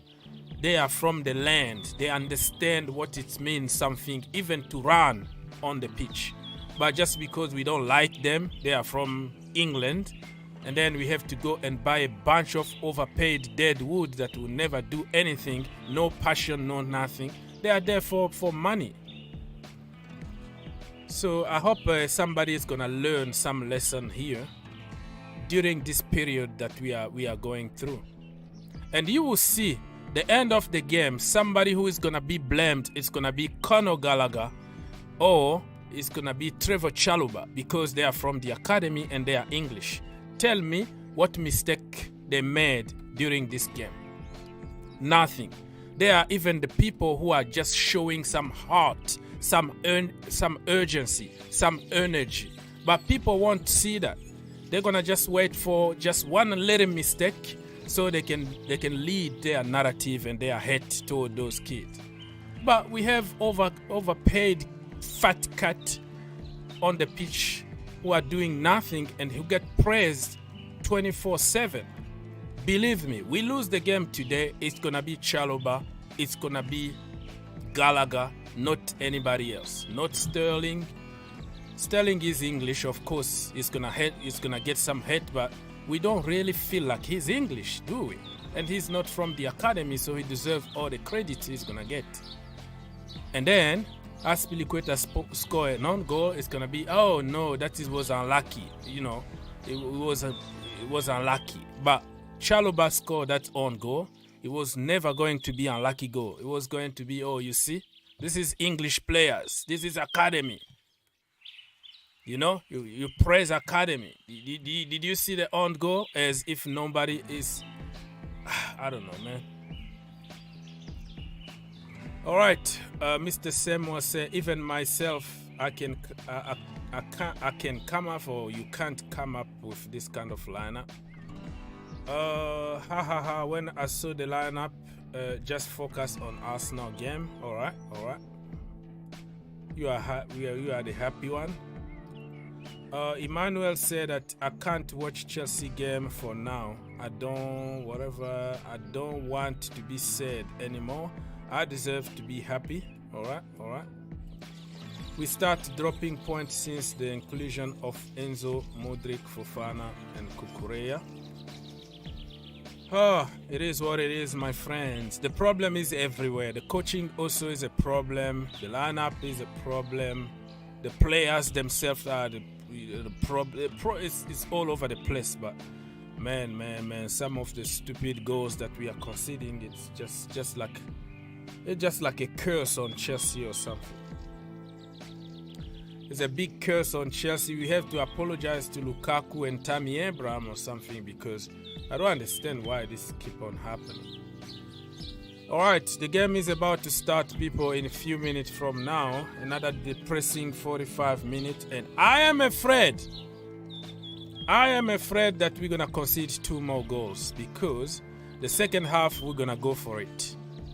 We have no choice now but to push, and then when you push, you're gonna leave space behind you, and Ivan Toney is gonna take advantage of the situation and punish you even more. The first freaking set piece for them, the first corner, bam, they score a goal. But us, we got corner kicks, we don't score. We have very good situations in the final third. Instead of passing the ball first time and somebody is gonna be through one-on-one, even when we are one-on-one we don't score, but at least do it, try it. Maybe it's gonna work 1 time out of 10. We don't do it. Kovacic got the ball and then he's gonna slow again and try to dribble and sideways backward again and slow the game. I just don't get the decision making in this team. It's just making me crazy. Oh man. Listen, man. We're gonna go back. Yeah. It's halftime, so still few more seconds. Substitution. Gallagher is out. Modric is in.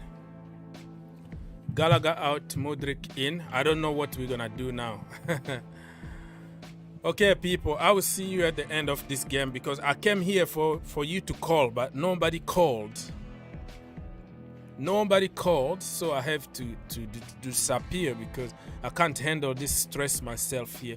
I will see you at the end of the game or some other. I don't know, man. I'm so discouraged. Enjoy the game, the second half, my friends.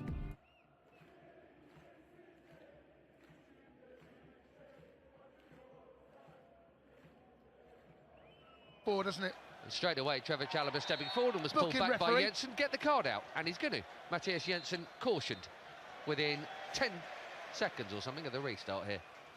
Yeah, he's gone to a 4. Enzo playing the deep, and then it's a 4-1-2-3, something like that. You've got Aubameyang up top. So you just call it a 4-3-3. Yeah, but at least Aubameyang's made a run in behind. The pass was dreadful. There's a ball trying to get in behind for Visa. That's cut out by Fofana. And here is Chalobah again running towards Frank Lampard and Thomas Frank. Here is Sterling on this near side, the Chelsea right wing in the second half. And an attempted return ball from N'Golo straight to Raheem Sterling. Don't touch him. And he did. And you know when the contact comes that and he's right next to the assistant and he's arguing with him, but you just can't touch him. You know they'll put the brakes on, and then when they feel the contact, it's game over. You just have to keep still. Absolutely. Easier said than done. It's a modern day football foul. It's a 2023 free kick, isn't it? And there's players that have played the game long enough. you know what he wants to do. He wants you to get too tight. He wants you to put the brakes on because you've stopped. Yeah, but just don't do it. Make him control it and either beat you or go back to his goalkeeper. He wants you to foul him. Visa trying to poke it on for Tony. They're screaming for handball there, the Brentford fans and players, actually. Tony's got it here. Fofana all over him, and now it's offside anyway. Right back, free kick, not throw. And here's Thiago Silva keeping it moving.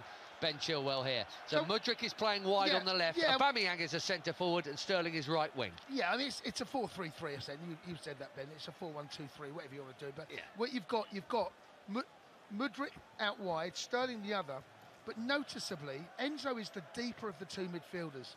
You've got Cover one side, you've got N'Golo the other. They're playing high. Yeah, they really are. It's like a triangle between the three of them. And here is Sterling, right on this near touchline. See the number 17 on his back, infield to Chalobah. Now Enzo Fernandez is just in between his two centre-halves. Frank's first game, Wolves, Molineux, was a back four. And they didn't look like they really knew what they were doing with it, in fairness. But that was from the start. This is changing it, and it wasn't really working as a three, so why not? Aubameyang, little layoff. I mean, this will be his longest run that he's had in. Yeah, the ball swung back in, and they don't really deal with it particularly well. Brentford comes through to N'Golo as a touch and then swings his left foot at him. But that's that high position he's playing. He's joining. Well, we're playing with like two number 8s. Goal kick, David Raya, edge of the 6-yard box. It's going to take as long as he possibly can at the moment because it's only 3.5 minutes into the second half. But Chelsea have started the better of the two.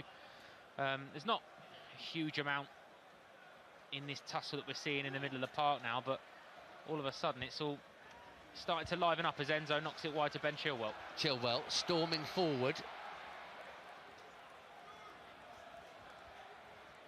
Mudryk takes over. He wants things happening at pace, though. He doesn't want a deep, compact Brentford line. He wants space to run into behind. Chalobah here. Yeah, got bodies going forward. Look at the bodies we've got in the box. You've got 2 in there. You've got 3 or 4 on the edge. Swung in. Sterling in there, but he's not going to win that aerial ball. Onyeka gets a little piece of it. Chelsea trying to keep the pressure on and doing that, actually. Here is Mudryk, left of centre, 30-odd yards out.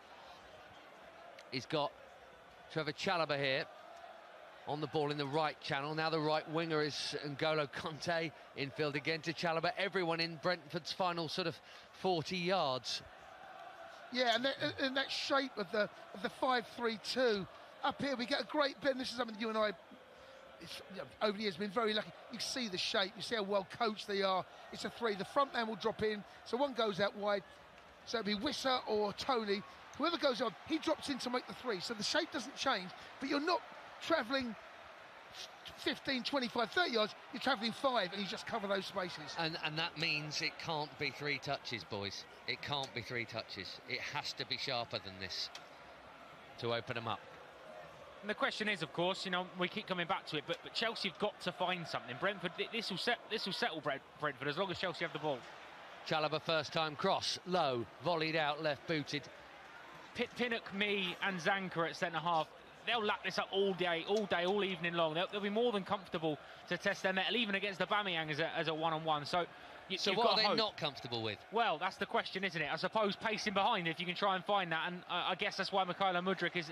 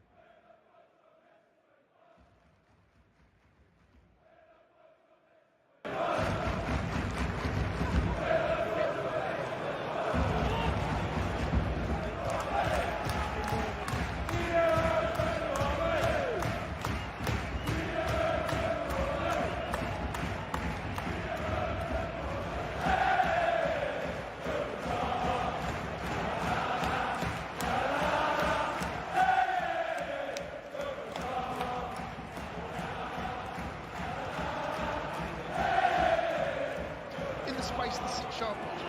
You've got to have some centre forward, and it's got to be a brilliant cross to get. But the cross that we haven't put in yet is the Reece James one.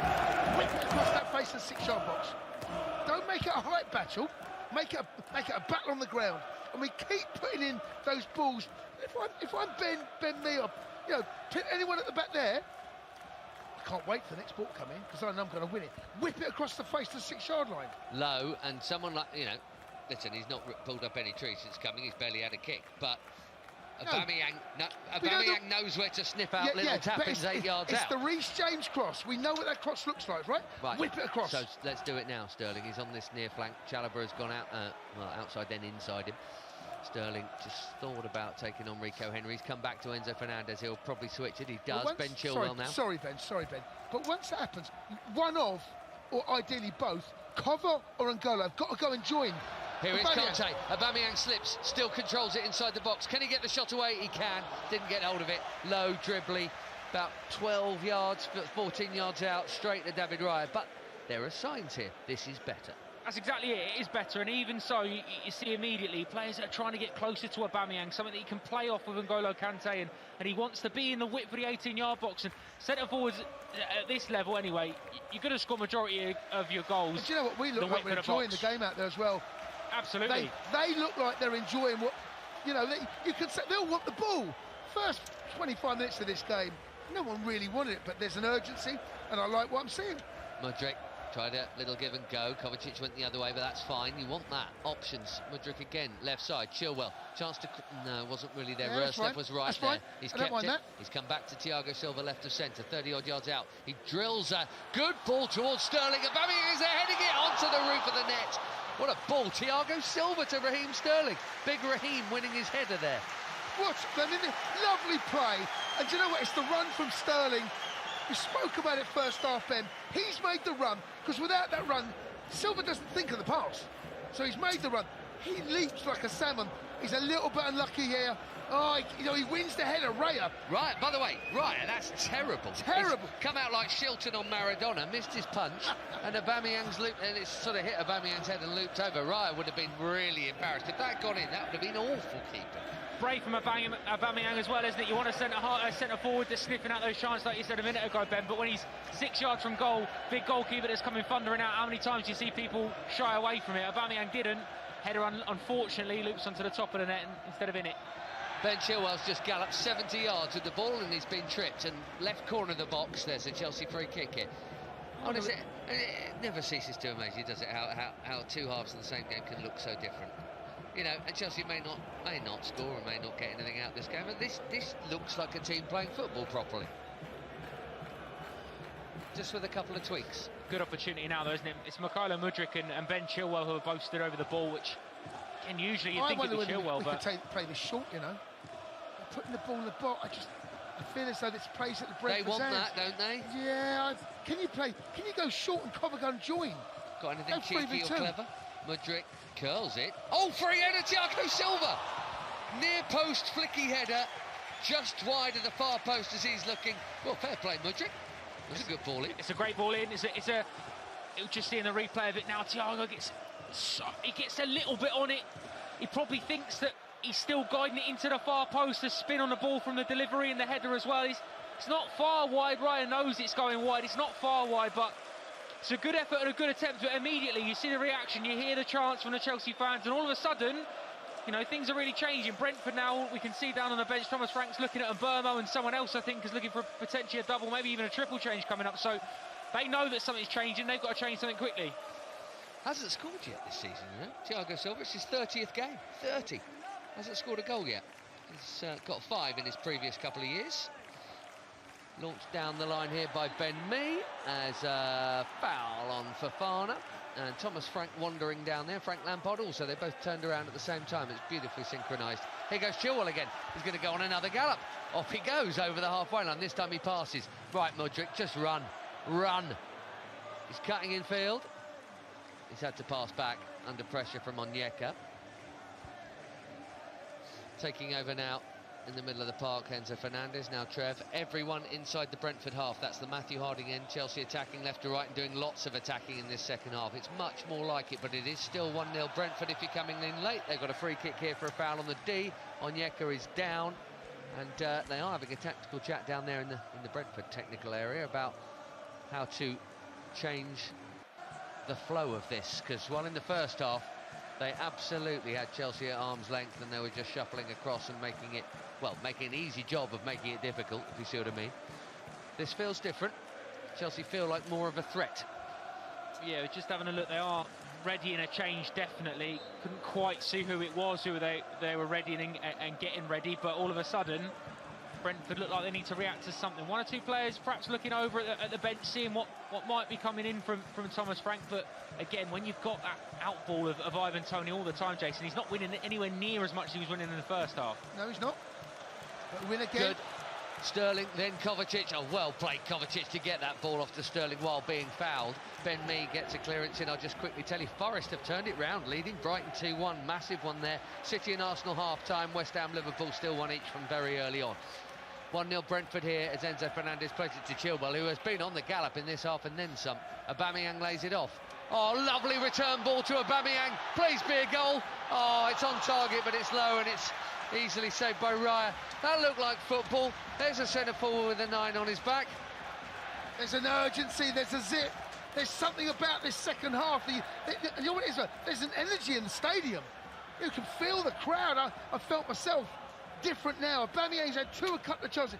Has looked a bit ring rusty when he pulls the trigger. I'll say that. Yeah, I mean, clearly he scuffed them both, as it happens. Wissa at the other end. We'll come back to Aubameyang in a minute, because Wissa's got it left wing here, away to our left. Haven't looked over there this half at all. Matthias Jensen infield to Wissa. Fofana's followed him, got a little bit stuck in there, but now he's on there and he's drawn the foul. Well done. Free kick to Chelsea. Do it now. But isn't it interesting that you get a centre forward on the field and 2 shots do come in? I know he scuffed them both, but he's had 2 shots from 10 yards out. Chilwell's got so much space on that left-hand side what's at the moment. happening there? Is that to do with Roerslev? I wonder why. Mudryk here now has got it wide on the left. He's taking him on. He is so quick. No, he has given the free kick here, has he? So because they're playing a 5-3-2, the space is out wide in the front of the wing-backs. In front of their wing-backs, our full-backs. And they can gallop in there. That's why Trevor had so much joy in the first 15 minutes, or the first 10 minutes of this second half, and Ben Chilwell's now starting to join the party. And it's a free kick right by the join.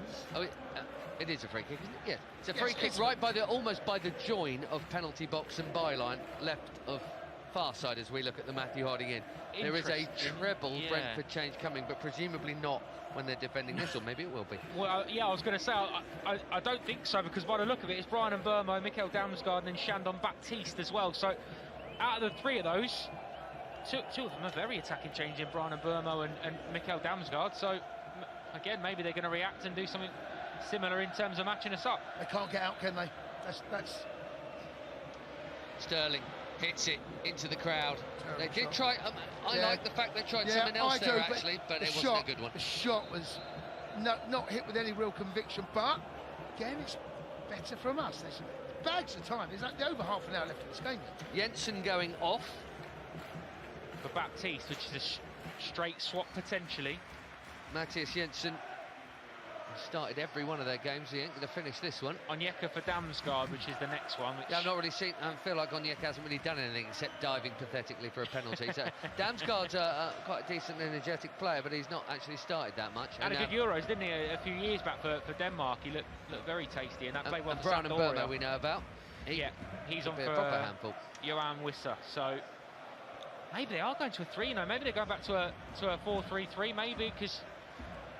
I mean, Damsgaard is certainly not a player that you'd assume would be your first port of call for a team that can't get out. He's an attacking flary player that potentially wants to get on the ball and make things happen, isn't he? So he's not really a player that you think will dig in and do a defensive job. So maybe that's interesting. His first choice is to go and pick up N'Golo Konze, though.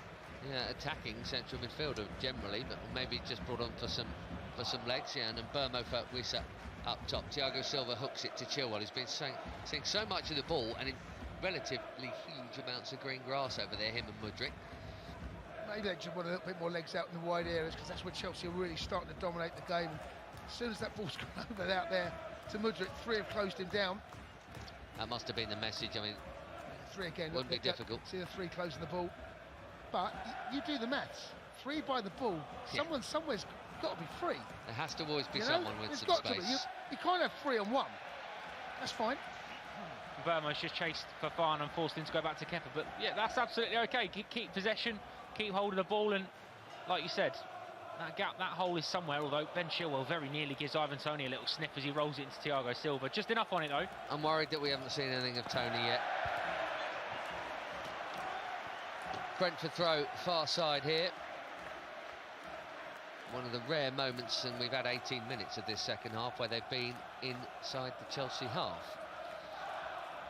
And that's the first time we've heard their fans for a while.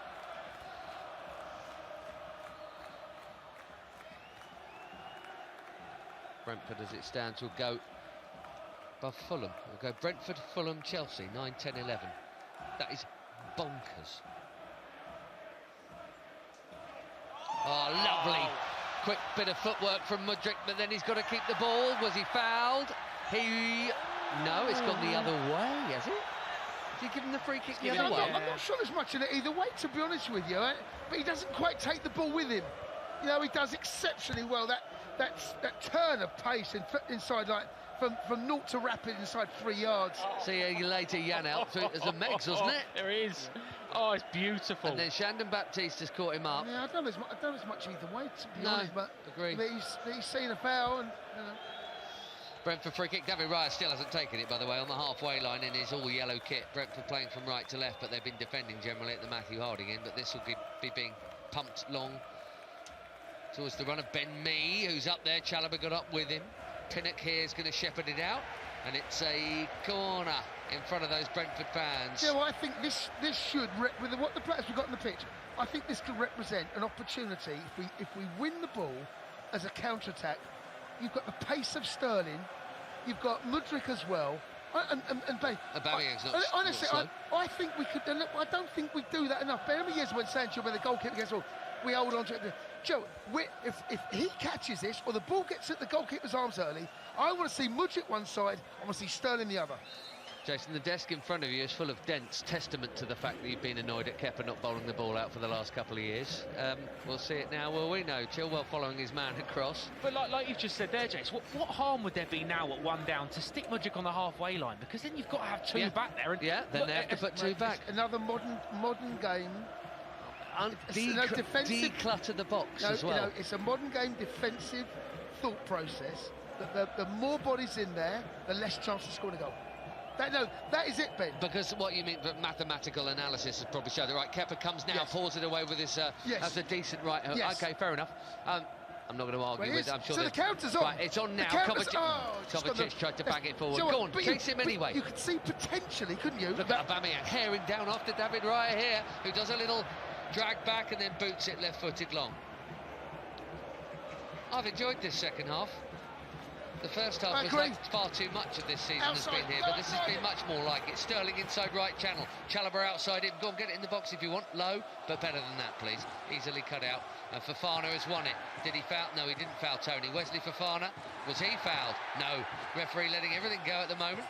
Ball up to Toney now, and that's not going to be a counter-attack. He's tried to play it through for Damsgaard. He's now walloped a huge ball out there. Towards, I think, Baptiste in that. Trevor's got to get back in. Trevor's got to get in. Because Brian and Bournemouth, it's all right. Chilwell's won it anyway. It feels stretched. It feels entertaining. 66.5 played. Still Chelsea 0, Brentford 1. And Ben Chilwell has it in the left-back spot. All Brentford have pinched it. Look out. Oh, that's a terrible shot. Was that Mbeumo with his left boot from a really tight angle? It's nearer the corner flag at the shed end than the goal, I have to say. It's a lovely little cushion header there. I know we do it all the time, we talk about it all the time. We're almost desensitised to how well Thiago Silva reads the game. It's the little knockdown there when so many players have to pump it out for a throw-in or whatever. He always wants to keep his team on the ball, and he's so good at that. You're absolutely right. Almost as good as John Terry. It's a nice ball that, by the way, up into Aubameyang, and then we've got bodies as well. He's laid it off. There's so much space on the pitch right now. Funny what happens when a centre-forward plays, isn't it? It's Enzo Fernandez poking it forward. Go on, N'Golo, popping it just over the head of Pinnock, cleared by Jorgensen. Look how open the game is. Yeah. It's very open now. I just wonder where the Brentford have gone this, because since the subs, even though the shape of the team hasn't changed, it's far more attacking feeling about the team. Yeah, a minute ago when there was almost no midfield for a second. They were all sort of in a vertical line up the middle of the pitch. You're like, what's going on here? Chilwell's chasing it down far side, right by the byline, and out of play. He'll take the throw from almost the corner flag. He throws it into Thiago Silva. Yeah, I think they feel they can get the second goal here, Ben. Yeah. I think that's they're feeling that Chelsea are coming back. Maybe the best form of defence is getting another one. Yeah, and quarter of the game to go. And there's bags of the game still left. Enzo just looking at options. It's lovely slide ball into Aubameyang nearly though. But you can see that, can't you? And that's, I suppose, what you're talking about. If you're a central midfielder in Enzo's position, Jace, you want that run from that centre forward, wherever it is. Yep. You want that movement up top. You want a show to feet sometimes, or a slide pass. Aubameyang's had the shape of the team has changed. Has given us something, but the focal point of Aubameyang really has given us some purpose. And Golo wins it right in front of Thomas Frank, and Raheem Sterling has got the better of Janelt here. He is dead centre, 35 yards out. He was looking, wasn't he, for N'Golo? He was hoping that run from, but N'Golo maybe, take him on. The lungs, but I don't see Trevor come a little bit wider, Yeah, he's a bit narrow out here. He's just funny enough. He's just heard you, and he just started backpedaling. And again, stay wider. There's enough through the middle. Thiago Silva into Enzo Fernandez. First time ball. Chilwell will leave it. Sterling on the left now. For Sterling. I think he's got out there not by design, but more like just accident. The fact that he finds himself there. Fofana stepping in. Everyone in the Brentford half. And N'Golo Kante turns, runs, driving towards the corner of the box here. There's not really a cross on. There's only Aubameyang in there, but a million others loitering around the back of the box. Now, will Chalobah put it in? He will. There are far post runners. It's headed from the edge of the 6-yard box out by Brentford and then smashed out. Vitaly Janelt there. Joel Matip has put Liverpool in front at West Ham. It's still 2-1 Forest against Brighton, and still 2-0 City over Arsenal. That was the latest of all the kickoffs, so that one will finish well after this. We've got 20 minutes and a bit left here to see if Chelsea can score a goal, because we've had 17 blanks this season, which is too many. Mudryk. Do you know what? I'm more hopeful now than I was, 20 minutes into the second half, in the first half. Lovely switch of play there. Raheem Sterling back on this right-hand side again. Sterling going for the byline, tries to clip the cross in, well defended, but also calmly passed by him back to Chalobah after the ricochet. Yeah. Here's Fofana. Everyone's in the final third of Brentford. Everyone. And you can tell that they've planned for this. The shape of the team. The centre halves are nice and tight to one another. There's very little space. It's going to take something good through the middle. Yeah, or use the width. Aubameyang coming out of the box, gets it back from Kovacic, gives it back to Kovacic. And it's Chilwell and Mudryk over there, those two again combining. And they double team the Ukrainian quickly here. Every time he gets the ball, though, you can see a little bit of panic, can't you, in the Brentford players to make sure they get over twice to him, because he's already tried to run him 3 or 4 times, and his pace is absolutely terrifying. Now look out for the count here. Burmo was part of that here last season when Brentford scored 4. Rico Henry going here. He's got the better of Fofana, but he is fouled. He is fouled. Yes, referee did blow there. He's fouled Raheem Sterling, who got back to help out. And the Brentford fans aren't happy with them. Oh, hello. Hello. Henry and Fofana. A little bit of chest pumping there. I think it was only chest. There weren't any raised hands, were there, boys? No, I don't think so. And Ivan Toney's come across to get involved. I don't think Fofana and Toney really had too much to say to one another. Move on with it. It's an incident, move on. We don't want this to distract what's been a pretty good second half.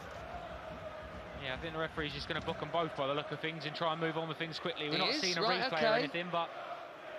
Rico is the chant from the Brentford fans behind Kepa's goal. Was that... Can you all have a bit of squaring up without it being a card? Or I don't know, maybe it's just a bit old school, I don't know. But they have both been carded, Wesley Fofana and Rico Henry. We're seeing a replay here. Henry put on the afterburners, but Sterling had come in there. Then there was a foul. Oh, and then Henry's got in a bit of a tangle with Sterling. And then I don't really know why it's kicked off with Fofana, and the replay isn't going to show us anyway. And who cares? Yeah, who gives a monkeys? Right, here is Fofana on the ball. To his left, Thiago Silva in his bright green boots in the middle of the Chelsea half. 72.5 played. 6 teams have won here this season. Don't want Brentford to be another. Sorry, 7. He's unlucky there, Chile, isn't he? He's gone on a driving run all the way down the left-hand side, and the ball's just ricocheted back off him from Roerslev, I think it is. We've just seen the replay of the Fofana and Rico Henry thing. There's nothing in it. There's nothing in it. Both of them are just kind of chest to chest. And to be fair, the one thing that might have got Rico Henry a little bit lucky is the fact that his head height was at the lower sort of end of Fofana, so they couldn't even do a sort of head-to-head. No, so there was none of that. He just kind of moved on. Nothing in it. Right, get on with it. Matthew Harding-End are telling him to do that now, and so is the referee, in fairness. So I don't think I've name-checked all night long. It is Andy Madley. There are some Brentford subs warming up, and now João Felix has actually been sent out to warm up. I don't know if this is a game for him. I think I prefer raw pace in the front line rather than necessarily... I mean, there's some good runners there now, right? Aubameyang's not slow, even though he's got on a little bit. Sterling's still quick, and Golo run forever, and Mudrik's lightning. So. Faded a little bit out the game last 5 minutes. Well, I mean, he wants it earlier, like Timo Werner before him. I mean, Raheem's just... if you're not going to do it, don't buy him. Raheem's just looking a little bit, I don't know, like he's had a knock or something. 1v1, I think Felix might be coming on for Sterling. Well spotted, Joe. He's not moving well, actually. Mudryk comes in field, scoops a cheeky pass into Kante, who made the break into the box, and he's laid it back to Mudryk here, getting to the byline, and he is so fast. I mean, it gives us no chance to get the sentence out before he's run and got the cross in. Kevin De Bruyne has scored again. City have even more definitely won the league, and it's a Brentford ball, and they're going to take their time about it.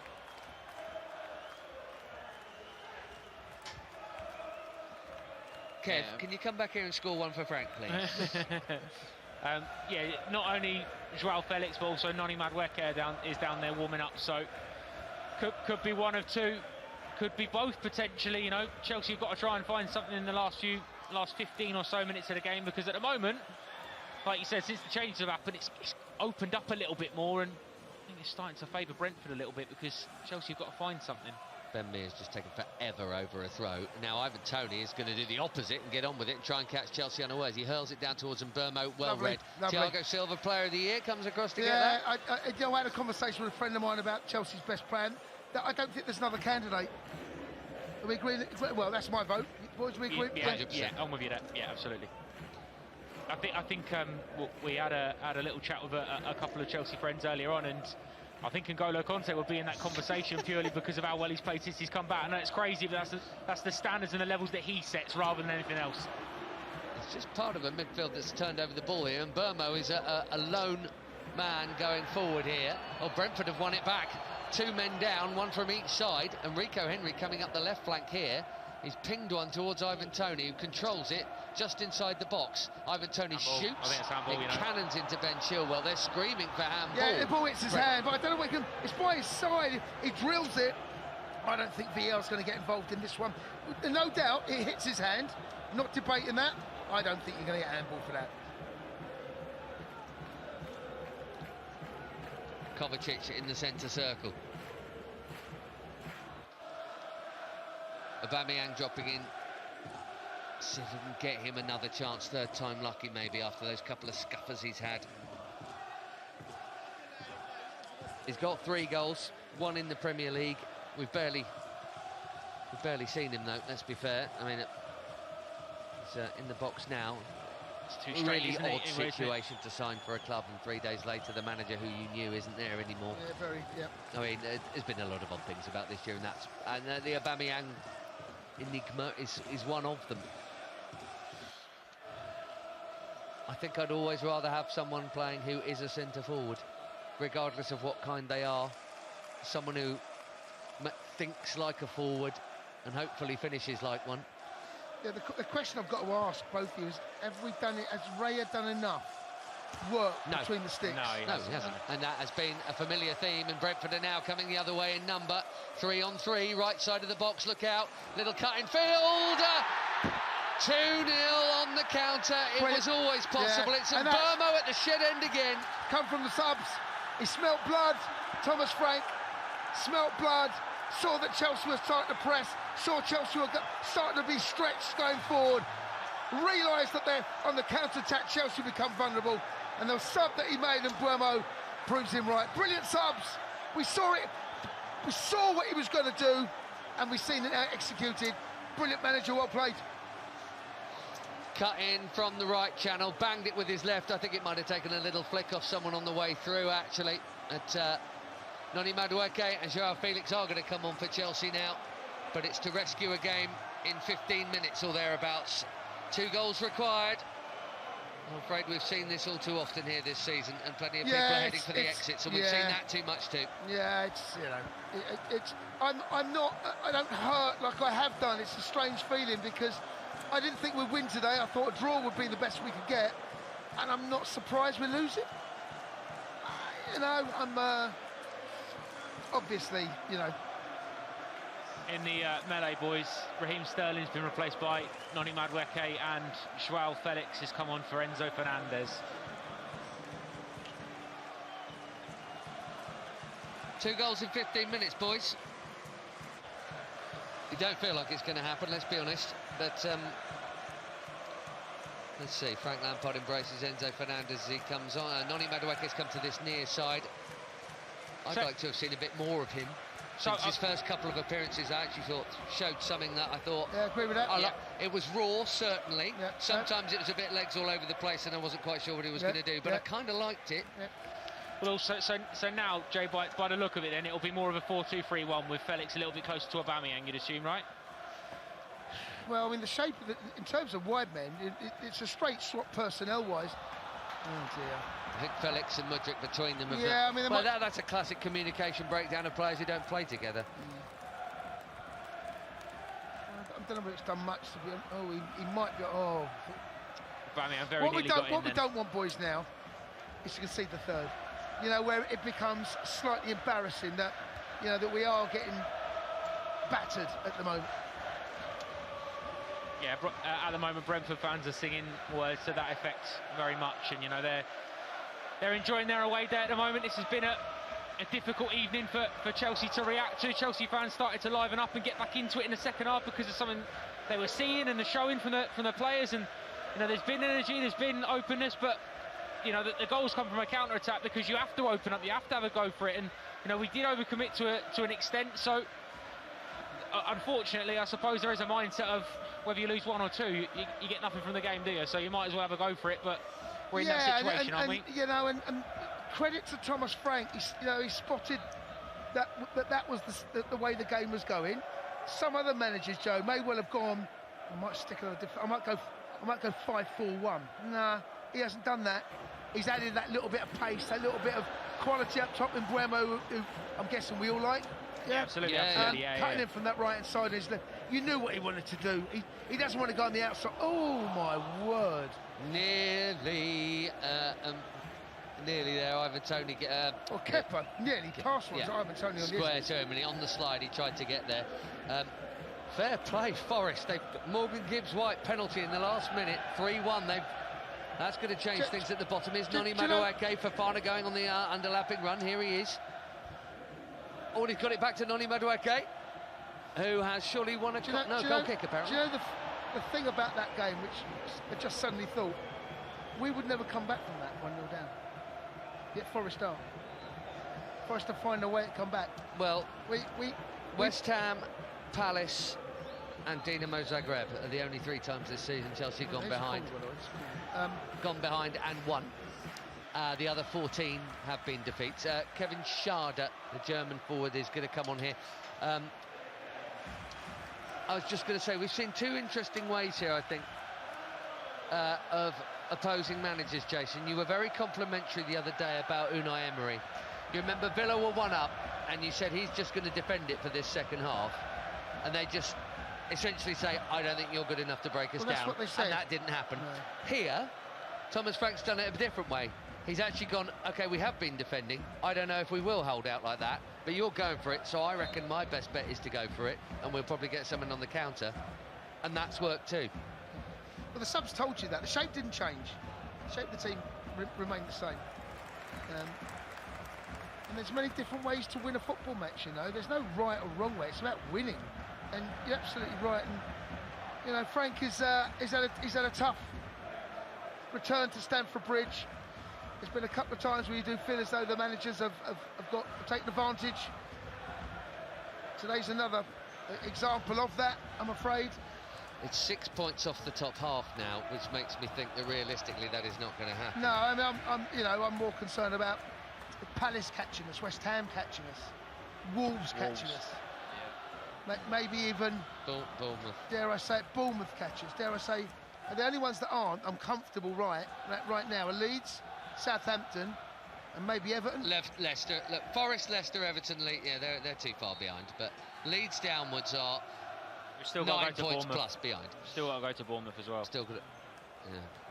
There's a decent cross from the Brentford left, and it's pushed just over the bar at the is that Ethan shed Pinnock? end. Ethan Was that Pinnock round the back, was it? Ethan Pinnock at the far post. He's very near. To be fair, I think if that falls to someone like an Ivan Toney, I think Chelsea could be conceding a third there. It's a bit of a free hit at the far. Didn't look quite comfortable technically, did he? You know, it's a tough skill that. It bounces up near your hip to get to get the technique of get not your foot up, but the body shape and get your body over the ball, keep it down. It's a tough skill, that. Chelsea on the ball now, everyone back inside the Brentford half. Is N'Golo Kante. We've played nearly 84 minutes at the Bridge. It's going to be no wins, no draws, 5 defeats, and one goal scored in those 5 games. Is that right? I'm looking at that and thinking I must. It's 2-2 at Everton, is that right? Yeah. 2-2 at Everton here was before the international break. The first one back was the Villa 2-0, so yeah, it will be that. Working on the right-hand side, nice, lovely footwork, drop of the hips, trying to make something happen.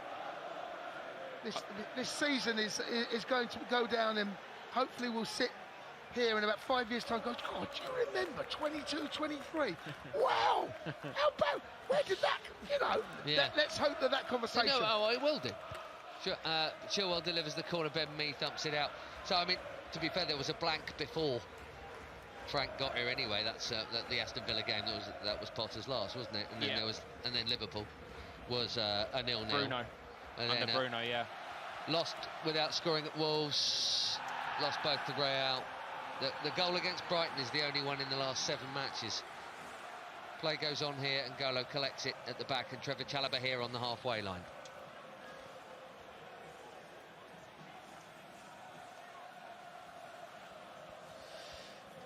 Yeah, that whereas before the second goal, it felt like we might get back into it. I don't feel that right now. It feels like that goal has really taken the sting out of our. I mean, I don't want to big up how big us up too much, but it was better. It feels as though that performance has, it's kind of drifted away.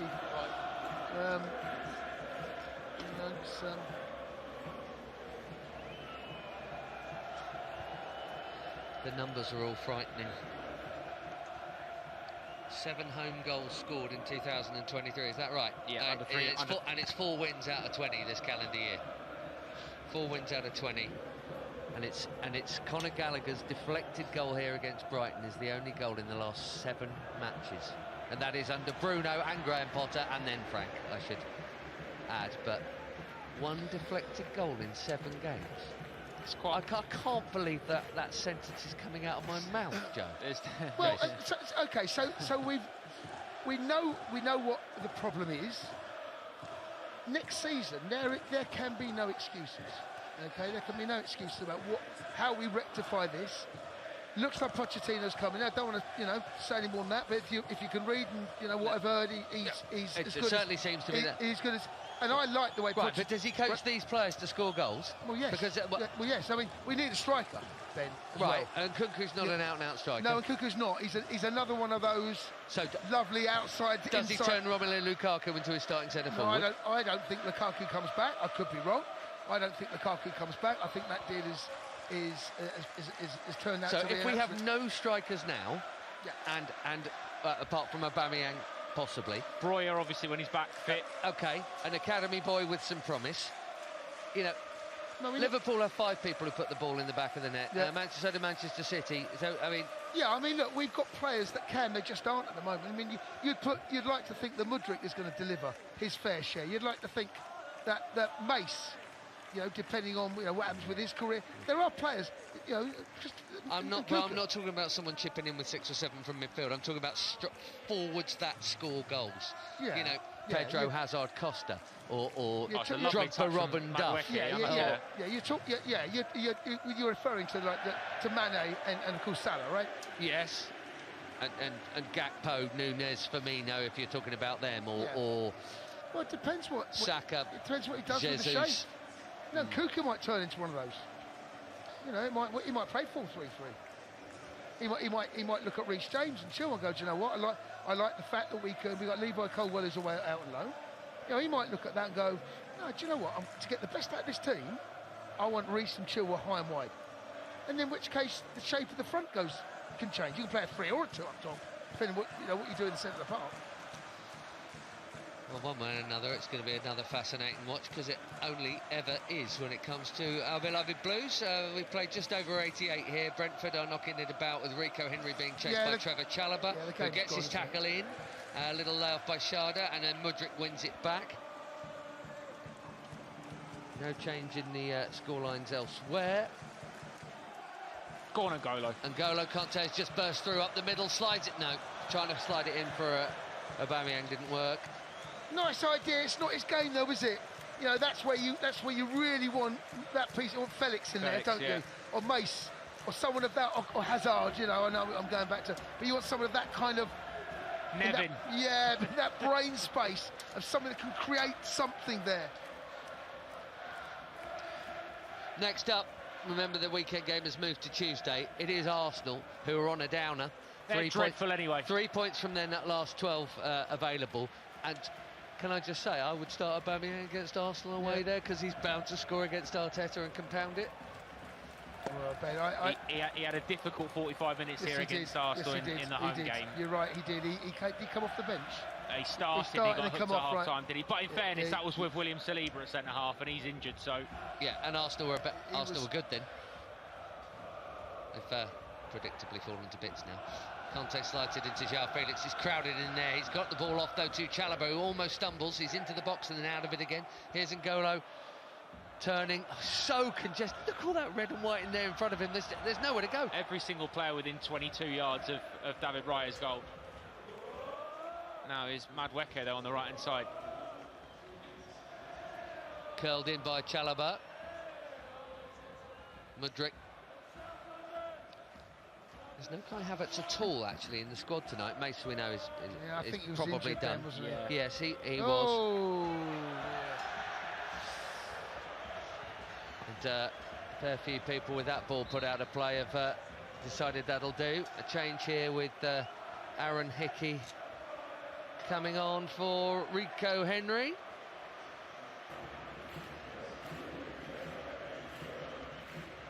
Scott, who's had a couple of seasons in Italy. There's a fair few Scots who've been playing in Italy, actually. Yeah, is Callum McGregor still out there? Was he out there at Bari? Or Josh Doig is out there, and I've forgotten another one. But yeah, I think he was at Bologna.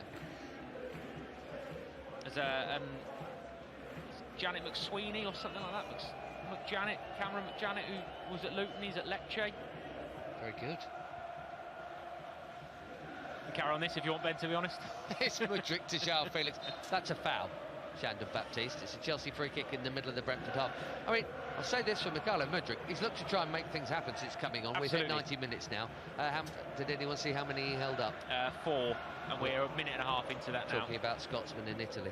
That's where we got to. Here's N'Golo, right side of the box. Near the byline at the Matthew Harding end, where half the fans are still there. Chalobah curls it in. Header wide from Noni Madueke, who got there at the near post. Thinker Didier Drogba. I've liked Noni since he's come on as well. He's done the same as Mudryk, where he gets on the ball, he wants to be direct, he wants to beat the full back, and he's almost taking it as sort of one-on-one. There's a rousing of the Chelsea fans that are still singing Frank Lampard's name, and I think there's a little bit of, obviously, deflation with the people that have left in. But I will credit this, Ben. I said this before, after the last game as well. The fans that are still in, that are still applauding the players and still making sure they stay here till the last to give the players a reception when they leave. I think the fans have got to be commended for quite a lot of that as well, because it's another difficult evening at the Bridge for a Chelsea fan to see a team lose at home 2-0 to Brentford's not easy. So the fact that there are people staying and want to show their appreciation to the players and show that, you know, it is difficult, but we're in this together. I do like that. I do like that about them. Throw into the Blues on the far side. Chilwell takes it quickly into Kovacic. He squares it here for N'Golo. Gives it back to Kova. Forward towards Aubameyang. Chilwell trying to win it. Dumped out by Jorgensen. Kepa gives it to Thiago Silva here. Forest have beaten Brighton 3-1. That has impact in Europe and relegation picture. Forest out of the bottom three. Long ball forward here towards Sharda. Surely he's pulling Wesley Fofana over. Yeah, Brentford fans moaning, but Kepa got the ball anyway and bowled it out, so it made absolutely no difference whether he'd given it or not. Mudryk again. Go on. Keeps coming inside, know, doesn't he? but yeah, and the shape. It's Callum Hudson-Odoi-itis, that is. So what you've got that's got you where you are is the fact that you're rapid and you run with the ball at your feet down the wing. Ben, Ben, it's almost impossible to go on the outside. The way that their shape is set up, two come across, one tucks in behind. It's almost impossible to go on the outside. You are left with pretty much no choice, but you take them on. They want you to go on the outside because that's where they're strong. And the shape of the team has been excellent, well coached. Thomas Frank, they've got the noses in front. The game is won. It's about seeing it out, making sure we keep the clean sheet. Then he made the changes to get the second goal. I'm with you, right? Then these